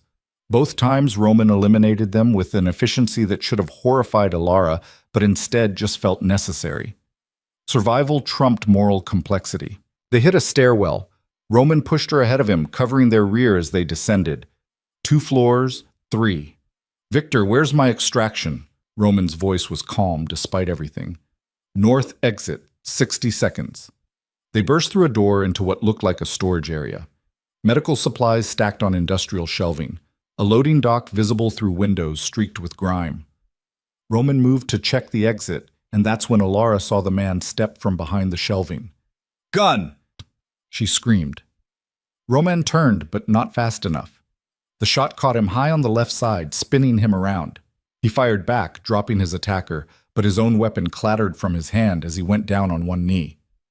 "Roman!" Alara rushed to him, her hands finding the wound. Blood soaked through his shirt, hot and too fast. "I'm fine." He wasn't fine. His face had gone pale, jaw clenched against pain. "Get to the exit. Vehicle should be there." "I'm not leaving you." Alara, shut up. She grabbed his weapon from the floor with one hand, keeping pressure on his wound with the other. Her training felt distant and useless. Marcus had taught her to shoot, not to perform field medicine on a bleeding crime lord. Footsteps echoed from the stairwell they'd just left. Roman tried to stand, made it halfway up before his leg gave out. He grabbed the shelving for support, breathing hard. "Listen to me very carefully," he said, his voice tight with pain. "You're going to leave me here and get to that vehicle. That's an order. I don't take orders from you." "Alara, no." She ducked under his arm, taking as much of his weight as her pregnant body could manage. "We both get out, or neither of us does. Choose." His pale eyes met hers, and something passed between them. Understanding, maybe. Or just shared stubborn refusal to accept the obvious smart choice. "You're impossible," he muttered. "So I've been told." They stumbled toward the loading dock exit together. Alara's back screamed in protest. The baby kicked, probably objecting to all this stress. Behind them, voices getting closer. The door burst open and Marcus appeared, blood streaked across his face, but very much alive. "Boss!" Relief flooded his features. Then he saw the blood. "You're hit." "Notice that." "Help me get her to the vehicle." "Help us both," Alara corrected. Marcus didn't argue. He took Roman's other side, and together they made it through the exit and into blinding daylight. A black SUV screeched up to the loading dock, Victor at the wheel. The back door flew open. "In! Now!" Marcus practically threw Alara into the back seat, then helped Roman in beside her. Victor was already accelerating before the door fully closed, tires screaming as they tore away from the building. Alara immediately pressed her hands back to Roman's wound. The pressure made him hiss through his teeth, but the bleeding was slowing. "Maybe." "How bad?" Victor asked, eyes on the road as he took a corner too fast. "I've had worse." Roman's voice was steadier than it should have been. "Status?" "Building is lost. We eliminated maybe 15 hostiles total, but they had reinforcements we didn't account for. Danny's coordinating cleanup." Victor's jaw was tight. "We got played, boss. Someone fed them our entire plan." Roman's expression went cold despite the blood loss. "The leak." "Has to be. They knew exactly where our positions were. Came in through points we thought were secure." Alara kept pressure on Roman's wound while her mind raced. They'd walked into a trap, thinking they were setting one. Someone inside Roman's organization had sold them out completely. "Who knew the full plan?" she asked. 5 people, Marcus said from the front passenger seat. "The same 5 we've been watching." "Then it's time to stop watching and start acting." Roman's voice was hard. "Victor, take us to the secondary location, not the upstate house. The building in Red Hook." "Boss, you need a hospital." "I need answers more. Red Hook, now." Victor didn't argue further, just changed course. Alara felt the vehicle accelerate even more, weaving through traffic with practiced precision. She looked down at Roman's wound. The bleeding had definitely slowed, but his shirt was soaked through. His face had gone from pale to nearly gray. "You're going to pass out," she said. "Probably." He managed something that might have been a smile. "But not yet." "You're an idiot." "So I've been told." Despite everything, Alara felt her mouth twitch. The absurdity of bandying words with a wounded crime lord while fleeing from people who wanted to kill them both should have broken something in her brain. Instead, it felt almost normal. Maybe that was the real sign she'd lost her mind. The drive took 20 minutes that felt like hours. Alara kept talking to Roman, forcing him to stay conscious, asking him questions about Isabel, about the business, about anything that would keep him focused and alert. She hated violence, Roman said at one point, his voice going distant. Isabel hated everything about this life, but she understood it was necessary, that sometimes protecting people means doing terrible things. "Is that what you tell yourself?" "It's what she told me." His eyes found Alara's. "She said I wasn't a good man, but I could be a good father, that the two things didn't have to be mutually exclusive." "Do you believe that?" "I'm about to find out." The vehicle pulled into what looked like an abandoned warehouse district, red brick buildings with broken windows and graffiti. Not the kind of place Alara would choose to bring a gunshot victim. But when Victor pulled up to one particular building, a garage door opened immediately. They drove inside to a space that was anything but abandoned, clean, well lit, and clearly set up as some kind of secure operations center. People emerged from doorways, more of Roman security, Alara assumed. Someone who looked like a medic rushed forward with a kit. "Get him stabilized," Victor ordered. "Then prep the interrogation room." Marcus helped Alara out of the vehicle while the medic went to work on Roman.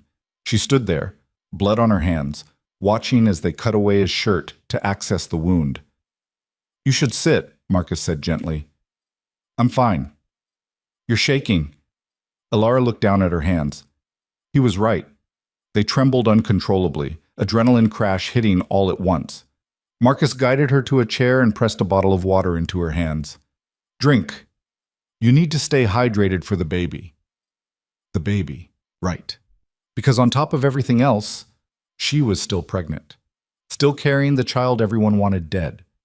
She drank mechanically, watching the medic work on Roman, watching his face tighten with pain when the man probed the wound, watching him refuse sedation even when offered. "Clean exit wound," the medic announced after what felt like forever. "Missed anything vital? You got lucky, boss." "Lucky." Roman's laugh was harsh. "Get me stitched up. I have work to do." "You need rest. I need to find the person who nearly got my son killed. Patch me up and get out of my way." The medic knew better than to argue. He worked quickly, stitching and bandaging while Roman sat stone-faced. When it was done, someone handed him a clean shirt. Roman stood carefully, testing his range of motion. Grimaced, but nodded. "Bring them all in," he said to Victor. "All 5 suspects. I don't care what excuses they give.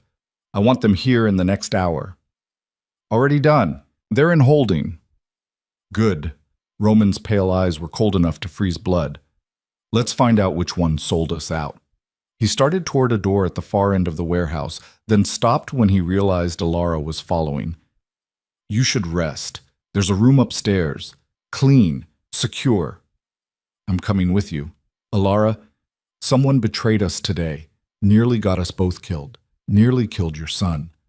Her voice was steel. "I want to see their face when you figure out who it was."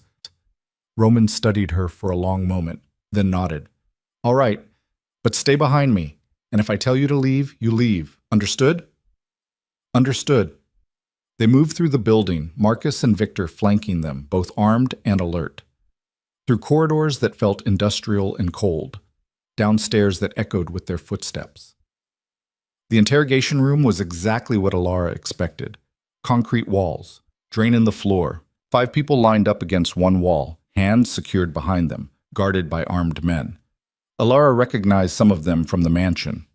Danny, the nervous intelligence specialist, a woman she'd seen in the security room, 3 others whose faces were familiar but names escaped her. All of them looked terrified. Roman walked slowly down the line, his movements controlled despite the fresh wound in his side. His expression gave away nothing. "One of you," he said quietly, "gave detailed operational intelligence to my enemies. One of you is responsible for the deaths of 6 of my people today. One of you nearly killed the mother of my child. The silence was absolute. I'm going to give you one chance. One, to confess. To explain why. To make this easier on yourself.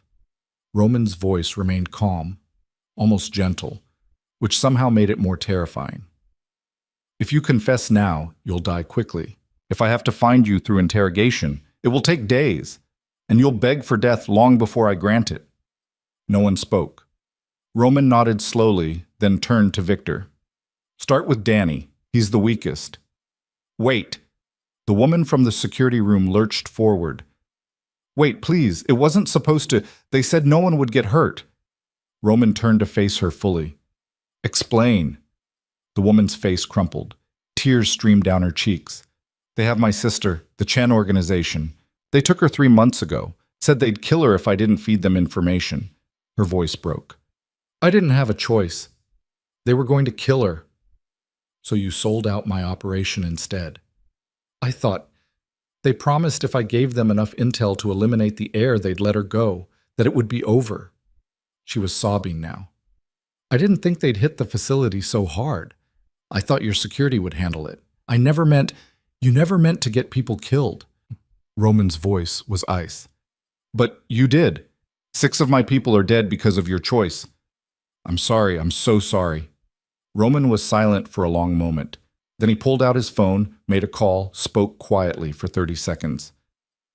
Your sister is dead, he said when he ended the call. The Chen organization killed her 2 months ago. You've been working for them for free ever since.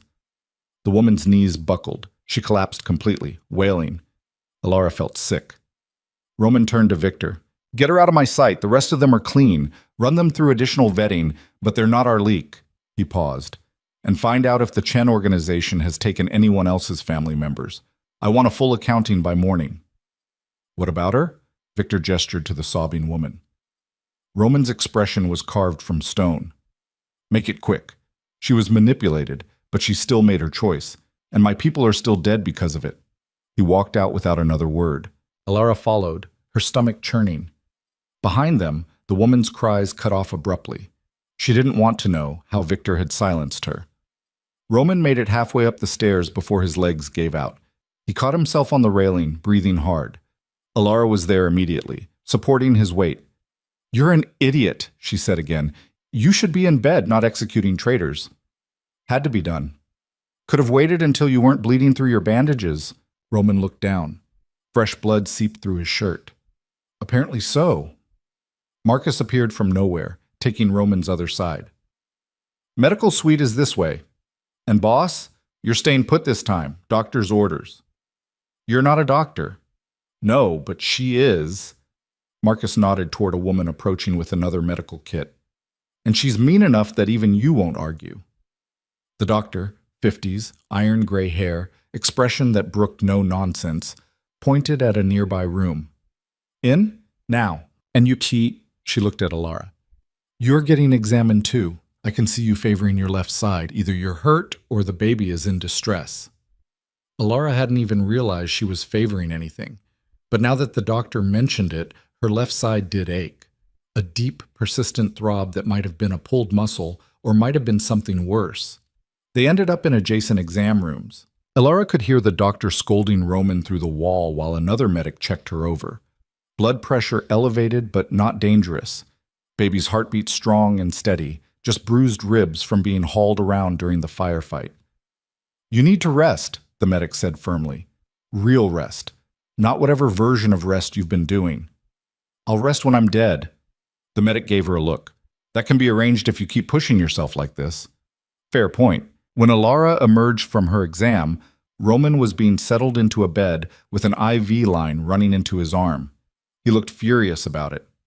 2 hours, the doctor was saying. Then we reassess. But you lost more blood than you're admitting, and that wound needs time to close properly. I don't have 2 hours to... You do now. The doctor's tone left no room for argument. She turned to Alara. You. Talk sense into him. He might actually listen to you. Then she was gone, leaving Alara alone with Roman in the medical suite. They stared at each other for a long moment. You should sleep, Roman said finally. So should you. I will. In 2 hours. Alara moved to the chair beside his bed and sat, wincing as her bruised ribs protested. We could have died today, she said quietly. I know. Your plan failed, completely. I know that too. And you nearly bled out on a warehouse floor because you refused to go to an actual hospital. Roman's mouth twitched. Are you building to a point? My point is that this is insane, all of it. The violence, the danger, the fact that I'm sitting here covered in blood talking to a wounded crime lord like this is somehow normal now. Welcome to my world, Alara laughed, the sound slightly unhinged. Your world is terrible. Yes, but it's kept my son alive so far. Roman's hand moved to rest on the blanket near where Alara's was. Not touching, but close. And it's kept you alive, which matters more than you probably think it should. Why? Because you're Isabel's sister. Because you're carrying my child. Because despite everything, you're brave enough to stand in that medical facility instead of running when you had the chance. His pale eyes held hers. Because somewhere in this mess, you stopped being just a surrogate and became something else entirely. Alara's breath caught. What else? I don't know yet. Roman's voice was quiet. But I know that when I saw you aim that gun today, saw you cover that guard's wound instead of saving yourself, something shifted. You're not who I thought you were. Neither are you. They sat in silence, the weight of shared trauma and impossible circumstances pressing down on them both. Finally, Roman spoke again. The Chen organization needs to be dealt with, permanently. They've made their move and failed. They won't get another chance. How? Carefully, thoroughly. In a way that sends a message to everyone else considering making a play for my heir. His expression hardened. But first, I need to make sure you're protected. That means changes, more security, different location, possibly a different approach entirely. What kind of approach? Roman was quiet for a long moment. When he spoke, his voice carried a weight Alara hadn't heard before. Marriage. Alara's brain stuttered to a halt. Excuse me? Legal marriage. It would give you protected status. Make you untouchable under the agreements I have with other organizations. And it would give our son legitimate claim to everything I've built. You want to marry me for legal protection. I want to marry you because it's the smartest move strategically, because it consolidates power and eliminates ambiguity about succession, because it makes you family in a way that even my enemies can't ignore. Alara stared at him, trying to process the absurdity of receiving a marriage proposal from a man she'd met less than 2 months ago. A man who'd kidnapped her, trapped her, nearly gotten her killed today. A man who'd also protected her, fed her, shared pieces of his dead wife with her, took a bullet while getting her to safety. That's the worst proposal I've ever heard, she said finally. Roman almost smiled. I'm aware, but it's also practical. And right now, practical is what keeps us alive. You don't love me. No, but I respect you. And that's a better foundation than most marriages have. Alara wanted to argue, to point out all the reasons this was insane. Instead, she thought about the nursery, about the baby growing inside her, about the fact that even if she walked away tomorrow, she'd always be connected to this child, to Roman, to the dangerous world he inhabited.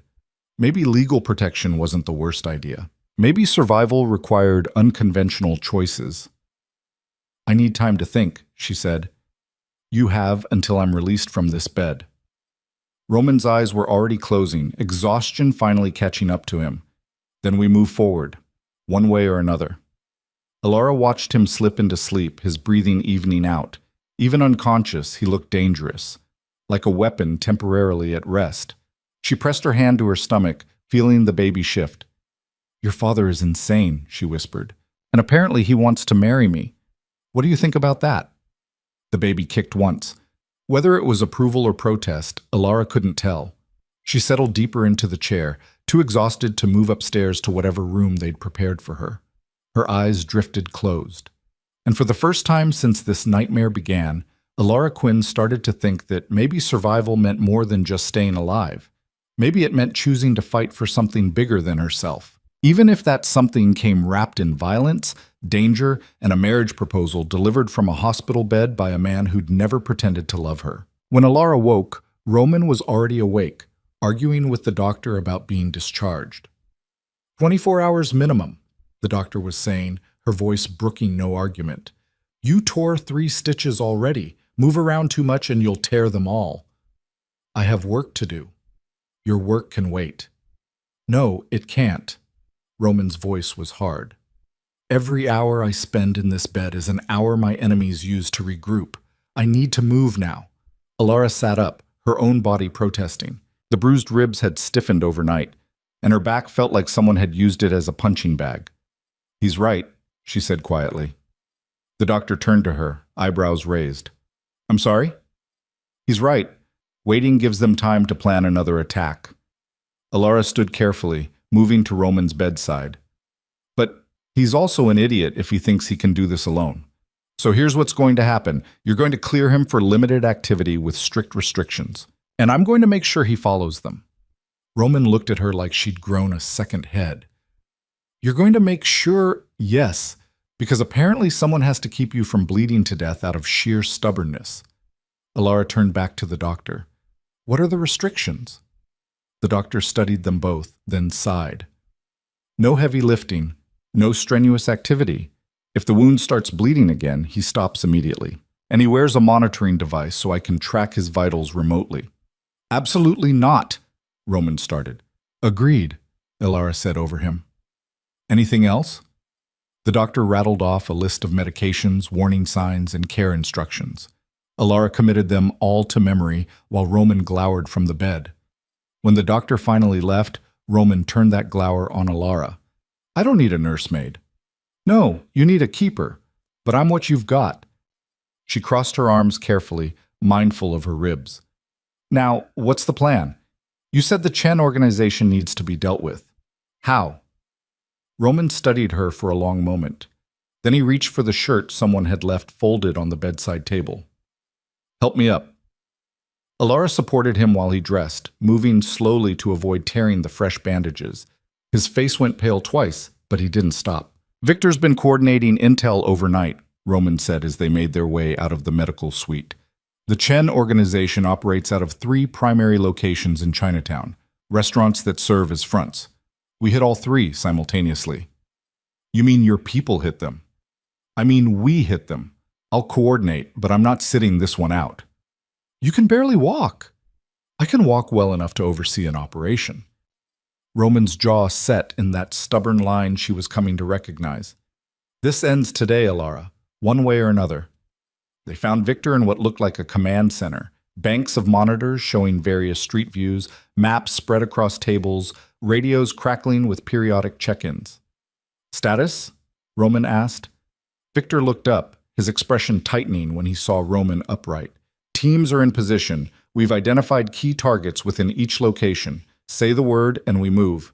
Casualties? Civilian presence is minimal at this hour. We've planned extraction routes to avoid collateral damage, but I can't guarantee 0.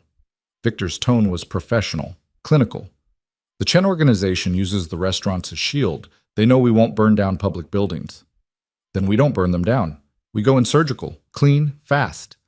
Roman moved to study the maps despite the tightness around his eyes that suggested every step hurt. I want their leadership alive if possible, dead if necessary, but I want answers about who else was involved in yesterday's attack. Understood.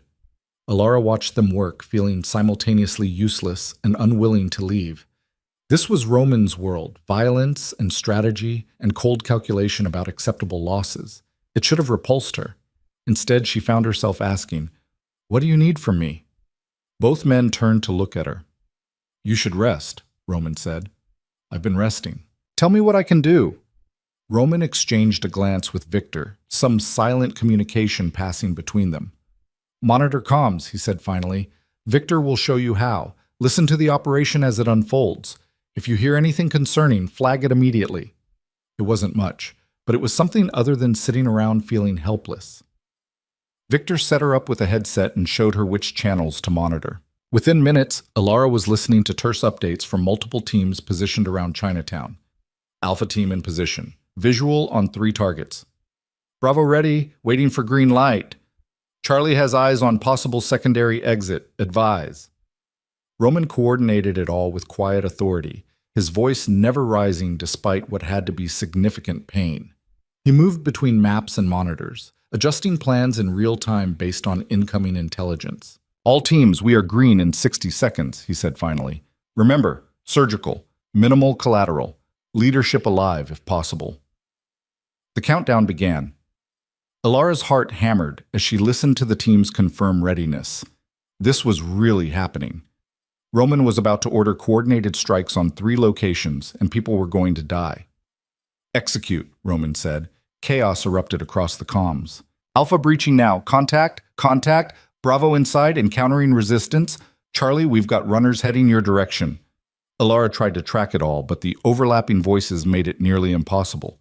Beside her, Roman and Victor worked in perfect synchronization, issuing orders, redirecting teams, adapting to changing situations. Alpha, civilian in the kitchen, extract and secure. Bravo has 2 HVTs in custody. Charlie engaged, requesting backup.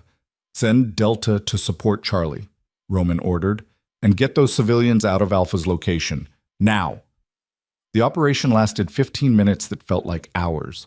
When the final all clear came through, Alara realized she'd been holding her breath.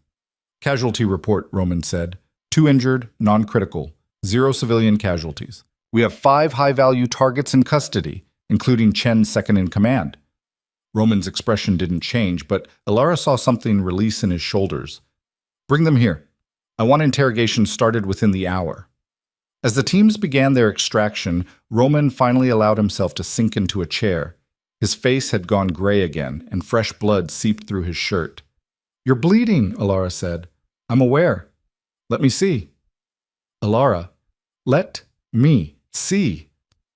He relented, and Alara carefully lifted his shirt to examine the bandages. 3 stitches had definitely torn. The wound wasn't hemorrhaging, but it needed attention. She found the medical supplies Victor kept nearby and set to work cleaning and rebandaging, her hands steadier than she'd expected. Roman sat perfectly still, watching her face. You're getting good at this, he observed. I'm getting practice I never wanted. Alara secured the fresh bandage. You need to stop moving around. After the interrogations, you're impossible. So I've been told. Despite everything, Alara felt her mouth twitch. This man had been shot, had coordinated a military-style operation while bleeding, and was still making dry observations like they were discussing the weather. The captured Chen operatives arrived 30 minutes later. Alara watched through one-way glass as Roman interrogated them one by one. He didn't raise his voice, didn't threaten overtly. But there was something in his presence, a cold certainty that he would do whatever was necessary, that broke most of them within minutes. The second-in-command held out longer. You can't prove anything, the man said, his accent thick. You attack legitimate businesses, you'll have authorities involved. The authorities are already involved, on my payroll. Roman leaned forward despite the pain it obviously caused. But that's irrelevant. You ordered the hit on my surrogate. You coordinated with my traitor to nearly kill the mother of my child. I don't need to prove anything to anyone except myself. You kill me, Chen will retaliate. Chen is dead, killed 30 minutes ago when my people raided his personal residence. Roman's voice was flat. His organization is finished. The only question now is whether you die quickly or slowly. And that depends entirely on what you tell me in the next 5 minutes. The man's face went slack. Chen is... You're lying. Victor, confirmation. Victor held up his phone, showing a photograph that made Alara's stomach turn. She looked away quickly, but not before registering the body, the blood, the finality. The second-in-command broke. He talked for 20 minutes straight.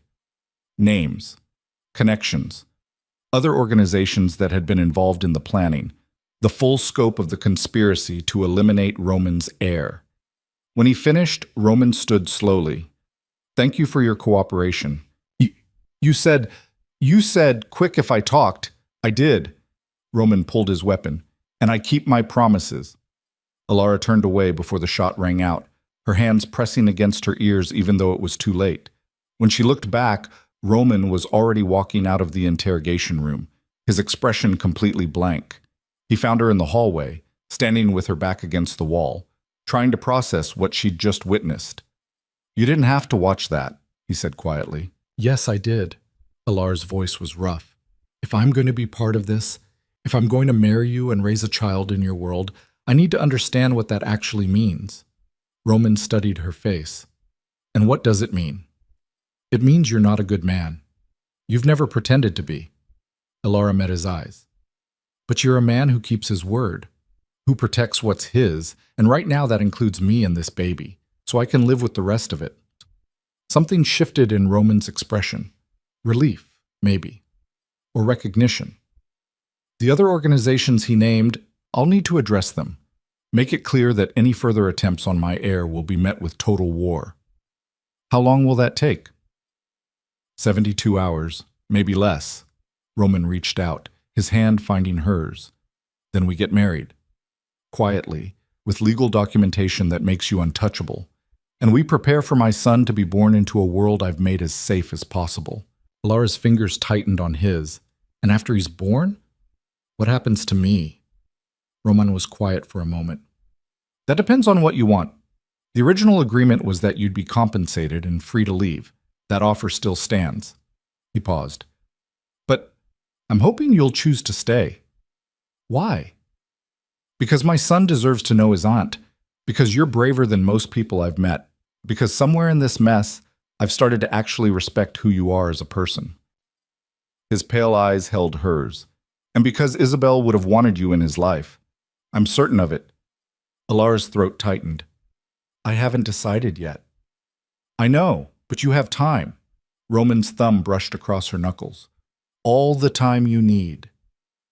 The next 3 days passed in a blur of activity that Alara observed mostly from the sidelines. Roman reached out to the organizations that had been named during interrogation, having carefully documented conversations that Alara listened to through secure lines.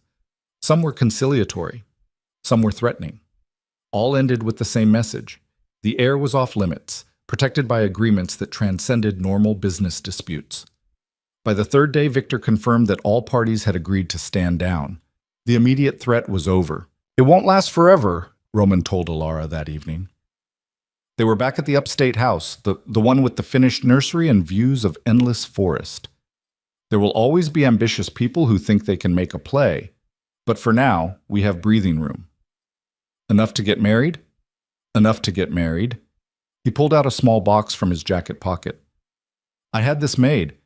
You don't have to wear it if you don't want to, but I thought... He opened the box to reveal a ring. Simple platinum band with a single stone. Not a diamond, Alara realized. Sapphire, maybe. Or something else blue. Isabel's birthstone, Roman said quietly. I thought you should have something of hers, since you never got to meet.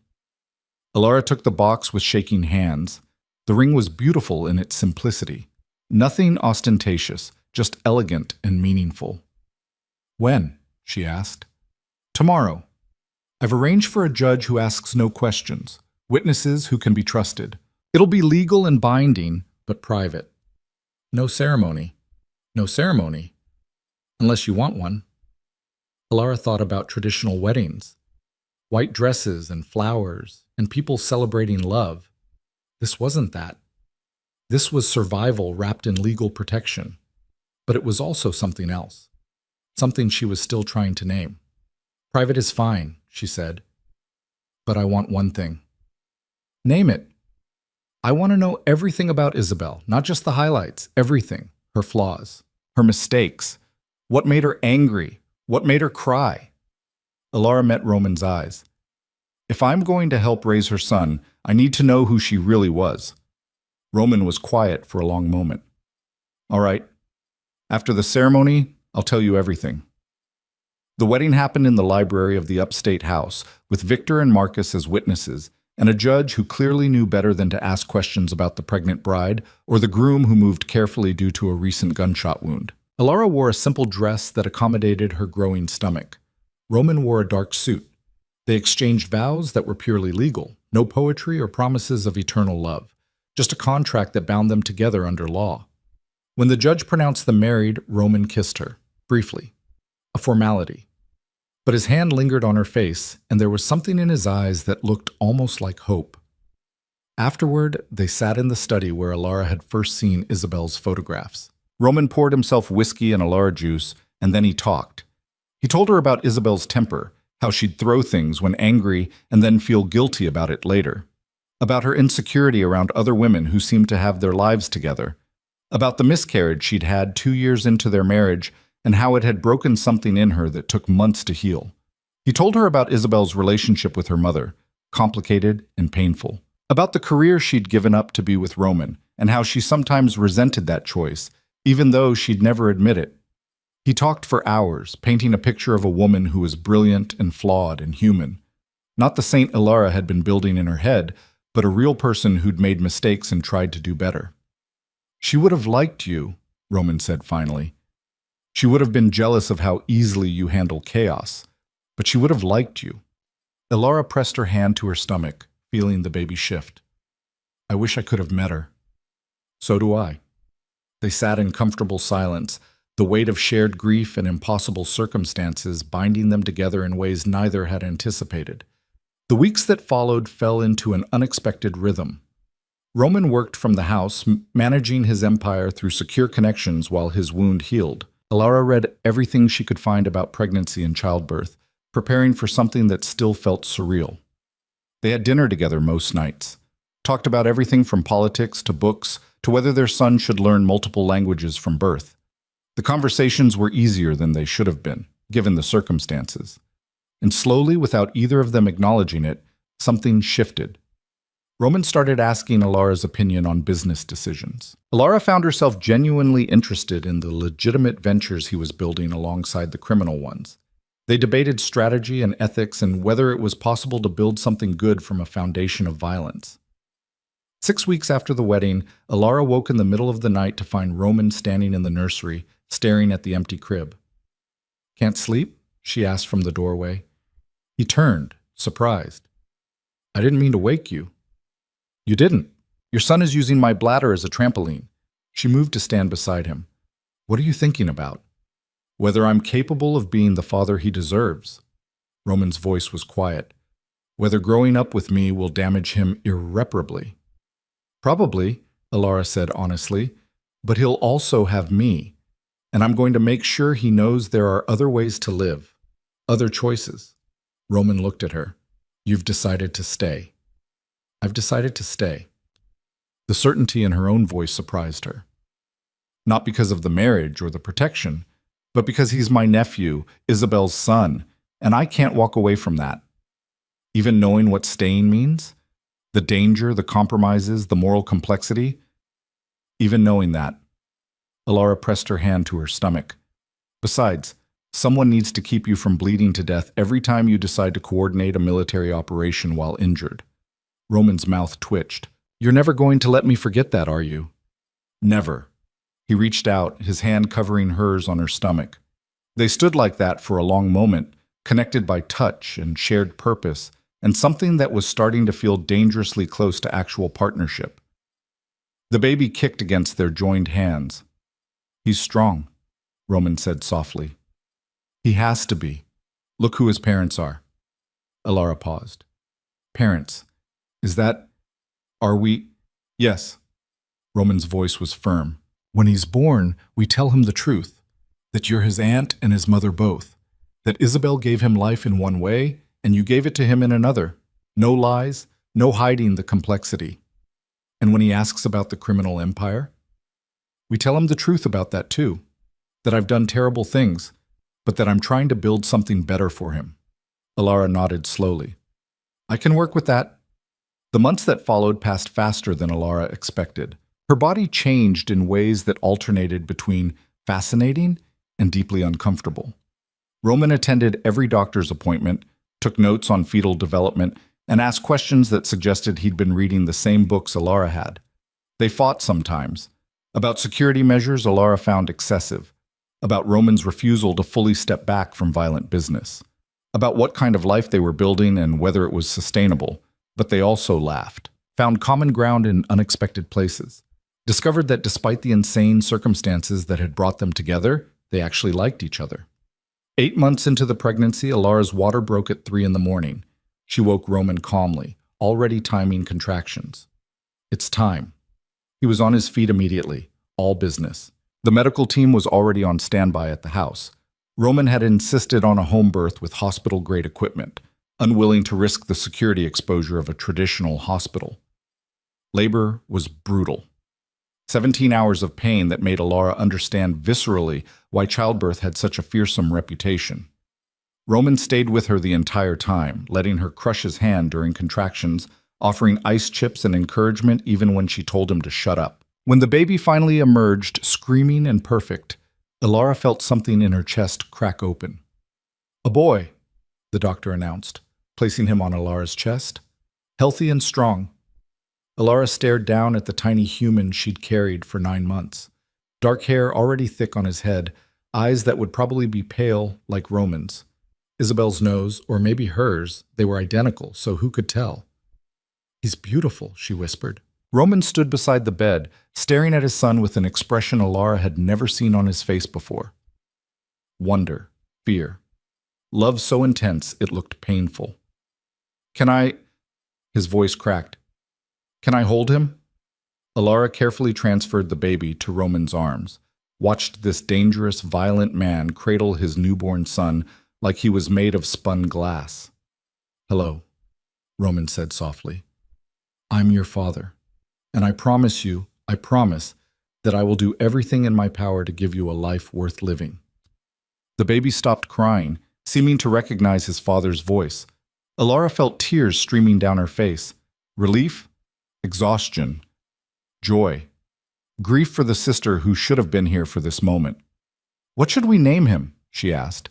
Roman looked up, his own eyes suspiciously bright. What did Isabel want?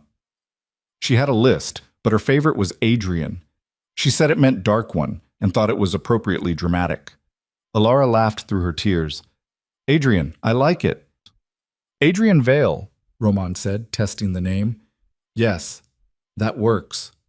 They brought the baby back to Alara and she nursed him while Roman sat on the edge of the bed, one hand on her shoulder, the other gently touching Adrian's tiny fist. "We did it," Alara said quietly. "We kept him safe." "We did it together." Roman's hand tightened on her shoulder. "And we'll keep doing it, for as long as he needs us." The first few weeks with a newborn were chaos. Adrian had powerful lungs and used them frequently. Alara and Roman took turns with night feedings, stumbling through the learning curve of new parenthood. But slowly, they found their rhythm. Roman proved surprisingly competent at diaper changes and soothing fussy babies. Alara discovered a patience she didn't know she possessed. And somewhere in the sleep-deprived haze, Alara realized she was happy. Not in spite of the circumstances, but because of them. Because Adrian existed. Because Roman was trying so hard to be a good father. Because they'd built something real from the wreckage of impossible situations. 3 months after Adrian's birth, Alara found Roman in the study again, this time reviewing paperwork. "What's all this?" she asked. "Legal documents. I'm setting up a foundation in Isabel's name. It'll help families in crisis, provide resources for people trying to escape dangerous situations." He looked up. "I thought it was time to start building that better world I promised our son." Alara moved to look over his shoulder at the documents. The foundation was real, well-funded, designed to actually help people rather than just be a tax shelter. "She would have loved this," Alara said softly. "I know." Roman's hand found hers. "It's not enough to make up for everything I've done, but it's a start." That night, after Adrian was finally asleep, Roman and Alara sat together on the terrace overlooking the forest. The stars were visible above the trees, countless and cold and somehow comforting. "Do you ever regret it?" Roman asked. "Agreeing to marry me, choosing to stay." Alara considered the question honestly, thought about her old life, the struggling design business, the freedom that had also been loneliness, the autonomy that had come with constant anxiety about money and the future. "No," she said finally. "I don't regret it. This isn't the life I would have chosen if you'd asked me a year ago.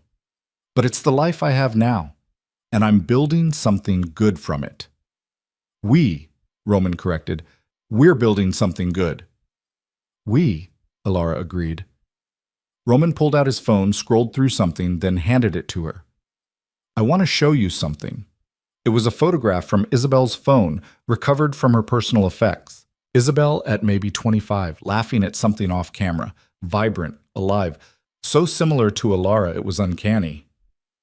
I look at Adrian sometimes, and I see her, Roman said quietly. The way he scrunches his nose when he's annoyed, the furrow between his eyebrows when he's concentrating. She's still here, in him. And he's lucky, Alara said, because he gets both of us trying to honor her memory, both of us making sure he knows where he came from. Roman's arm slid around her shoulders, and Alara let herself lean into him. This man who'd started as her captor and become her partner, who'd shown her both the worst and best of what human beings were capable of. Thank you, he said, for everything, for staying, for loving our son, for not running when you had every reason to. Thank you for keeping your promises. Alara's hand rested over his, for giving me a family I didn't know I needed. But they sat in comfortable silence, watching stars wheel overhead, while inside their son slept peacefully in a nursery prepared with love and hope and the memory of a woman they'd both lost but would never forget. 2 years later, Alara stood in that same nursery, watching Adrian sleep in his crib. He was bigger now, no longer an infant, but a toddler with Roman's eyes and Isabel's stubborn chin and a personality that was entirely his own. The foundation Roman had started was thriving. He'd stepped back from the most violent aspects of his business, delegating to trusted people while focusing on legitimate ventures. It wasn't perfect. There were still moral compromises, still danger. But it was better. Alara had started designing again, working from home on projects that interested her. She'd found a new community among the other families in Roman's orbit, people who understood the complexity of loving someone who operated in moral gray areas. And she and Roman had found something she hadn't expected. Not the passionate romance of movies, but something steadier. Partnership built on mutual respect and shared purpose.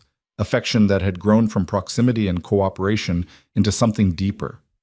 They didn't say, "I love you." Neither of them was ready for that weight, but they said other things. "I trust you. I'm glad you're here. We make a good team." And maybe that was enough. Roman appeared in his doorway, freshly showered after a business dinner. He asleep? Finally, he fought it for an hour. Alara moved away from the crib carefully. How was the meeting? Productive. The expansion into legitimate real estate is moving forward. He moved to stand beside her, both of them looking down at their sleeping son. He looks more like Isabel every day. He has your stubborn streak, though. Unfortunately, Roman's hand found the small of Alara's back, a gesture that had become natural over months of co-parenting. I've been thinking. That's usually dangerous, he smiled, about expanding the family, not immediately, but in a year or two maybe. Give Adrian a sibling. Alara turned to look at him, genuinely surprised. You want another child?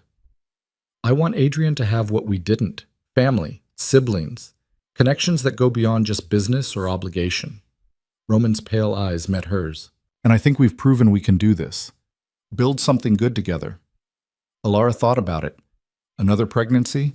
Another child? More chaos and sleepless nights and impossible love.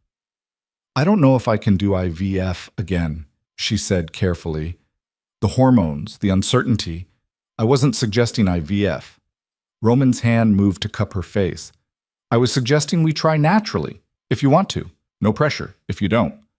The implications of that hit Alara all at once, shifting from partners in parenting to something more intimate, crossing lines they'd carefully maintained since the marriage. That would change things, she said quietly.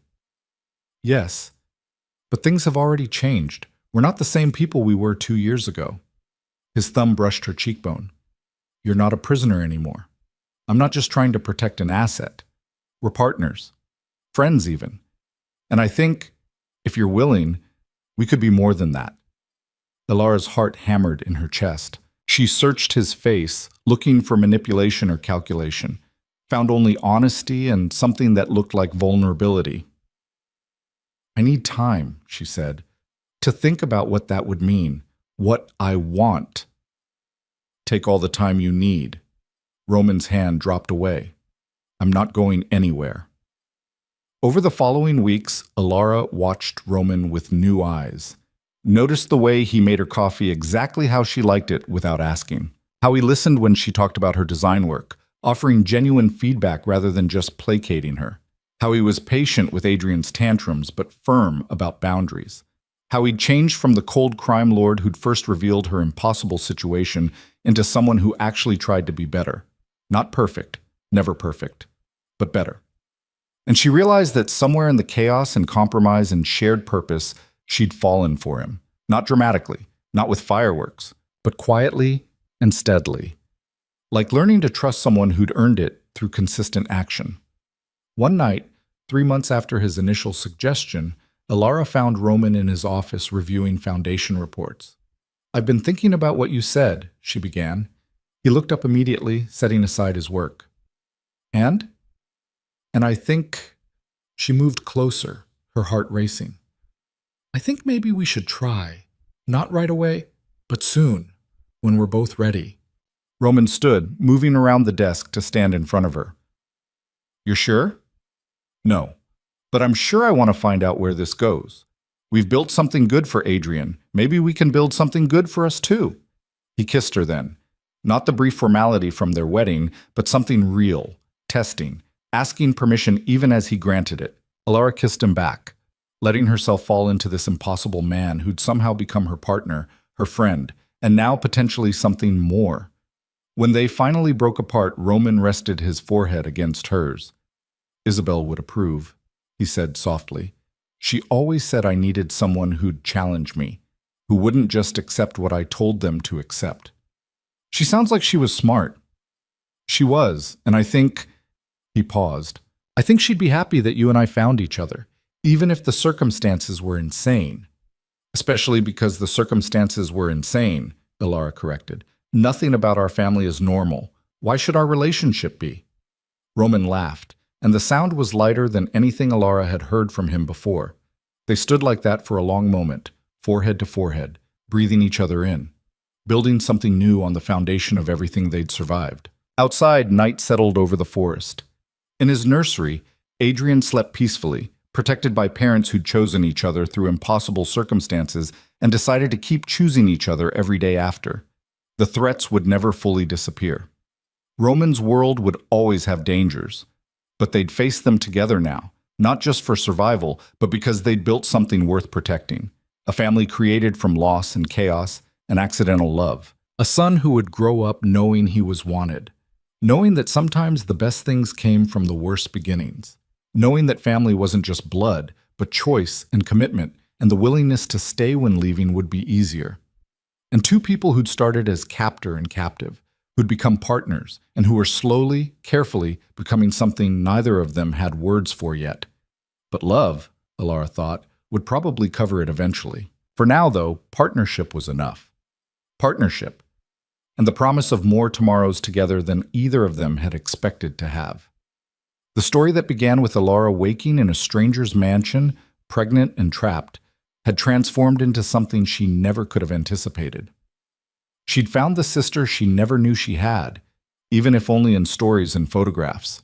She'd become a mother to a child who carried that sister's legacy forward, and she'd found a partner in the last person she should have trusted. Life was messy and complicated and morally gray, but it was also beautiful in its own imperfect way. And as Roman's arms wrapped around her in his study, with their son sleeping peacefully down the hall and years of possibilities stretching ahead, Alara decided that imperfect was more than good enough. It was real. And real, she'd learned, was better than any fantasy she could have imagined.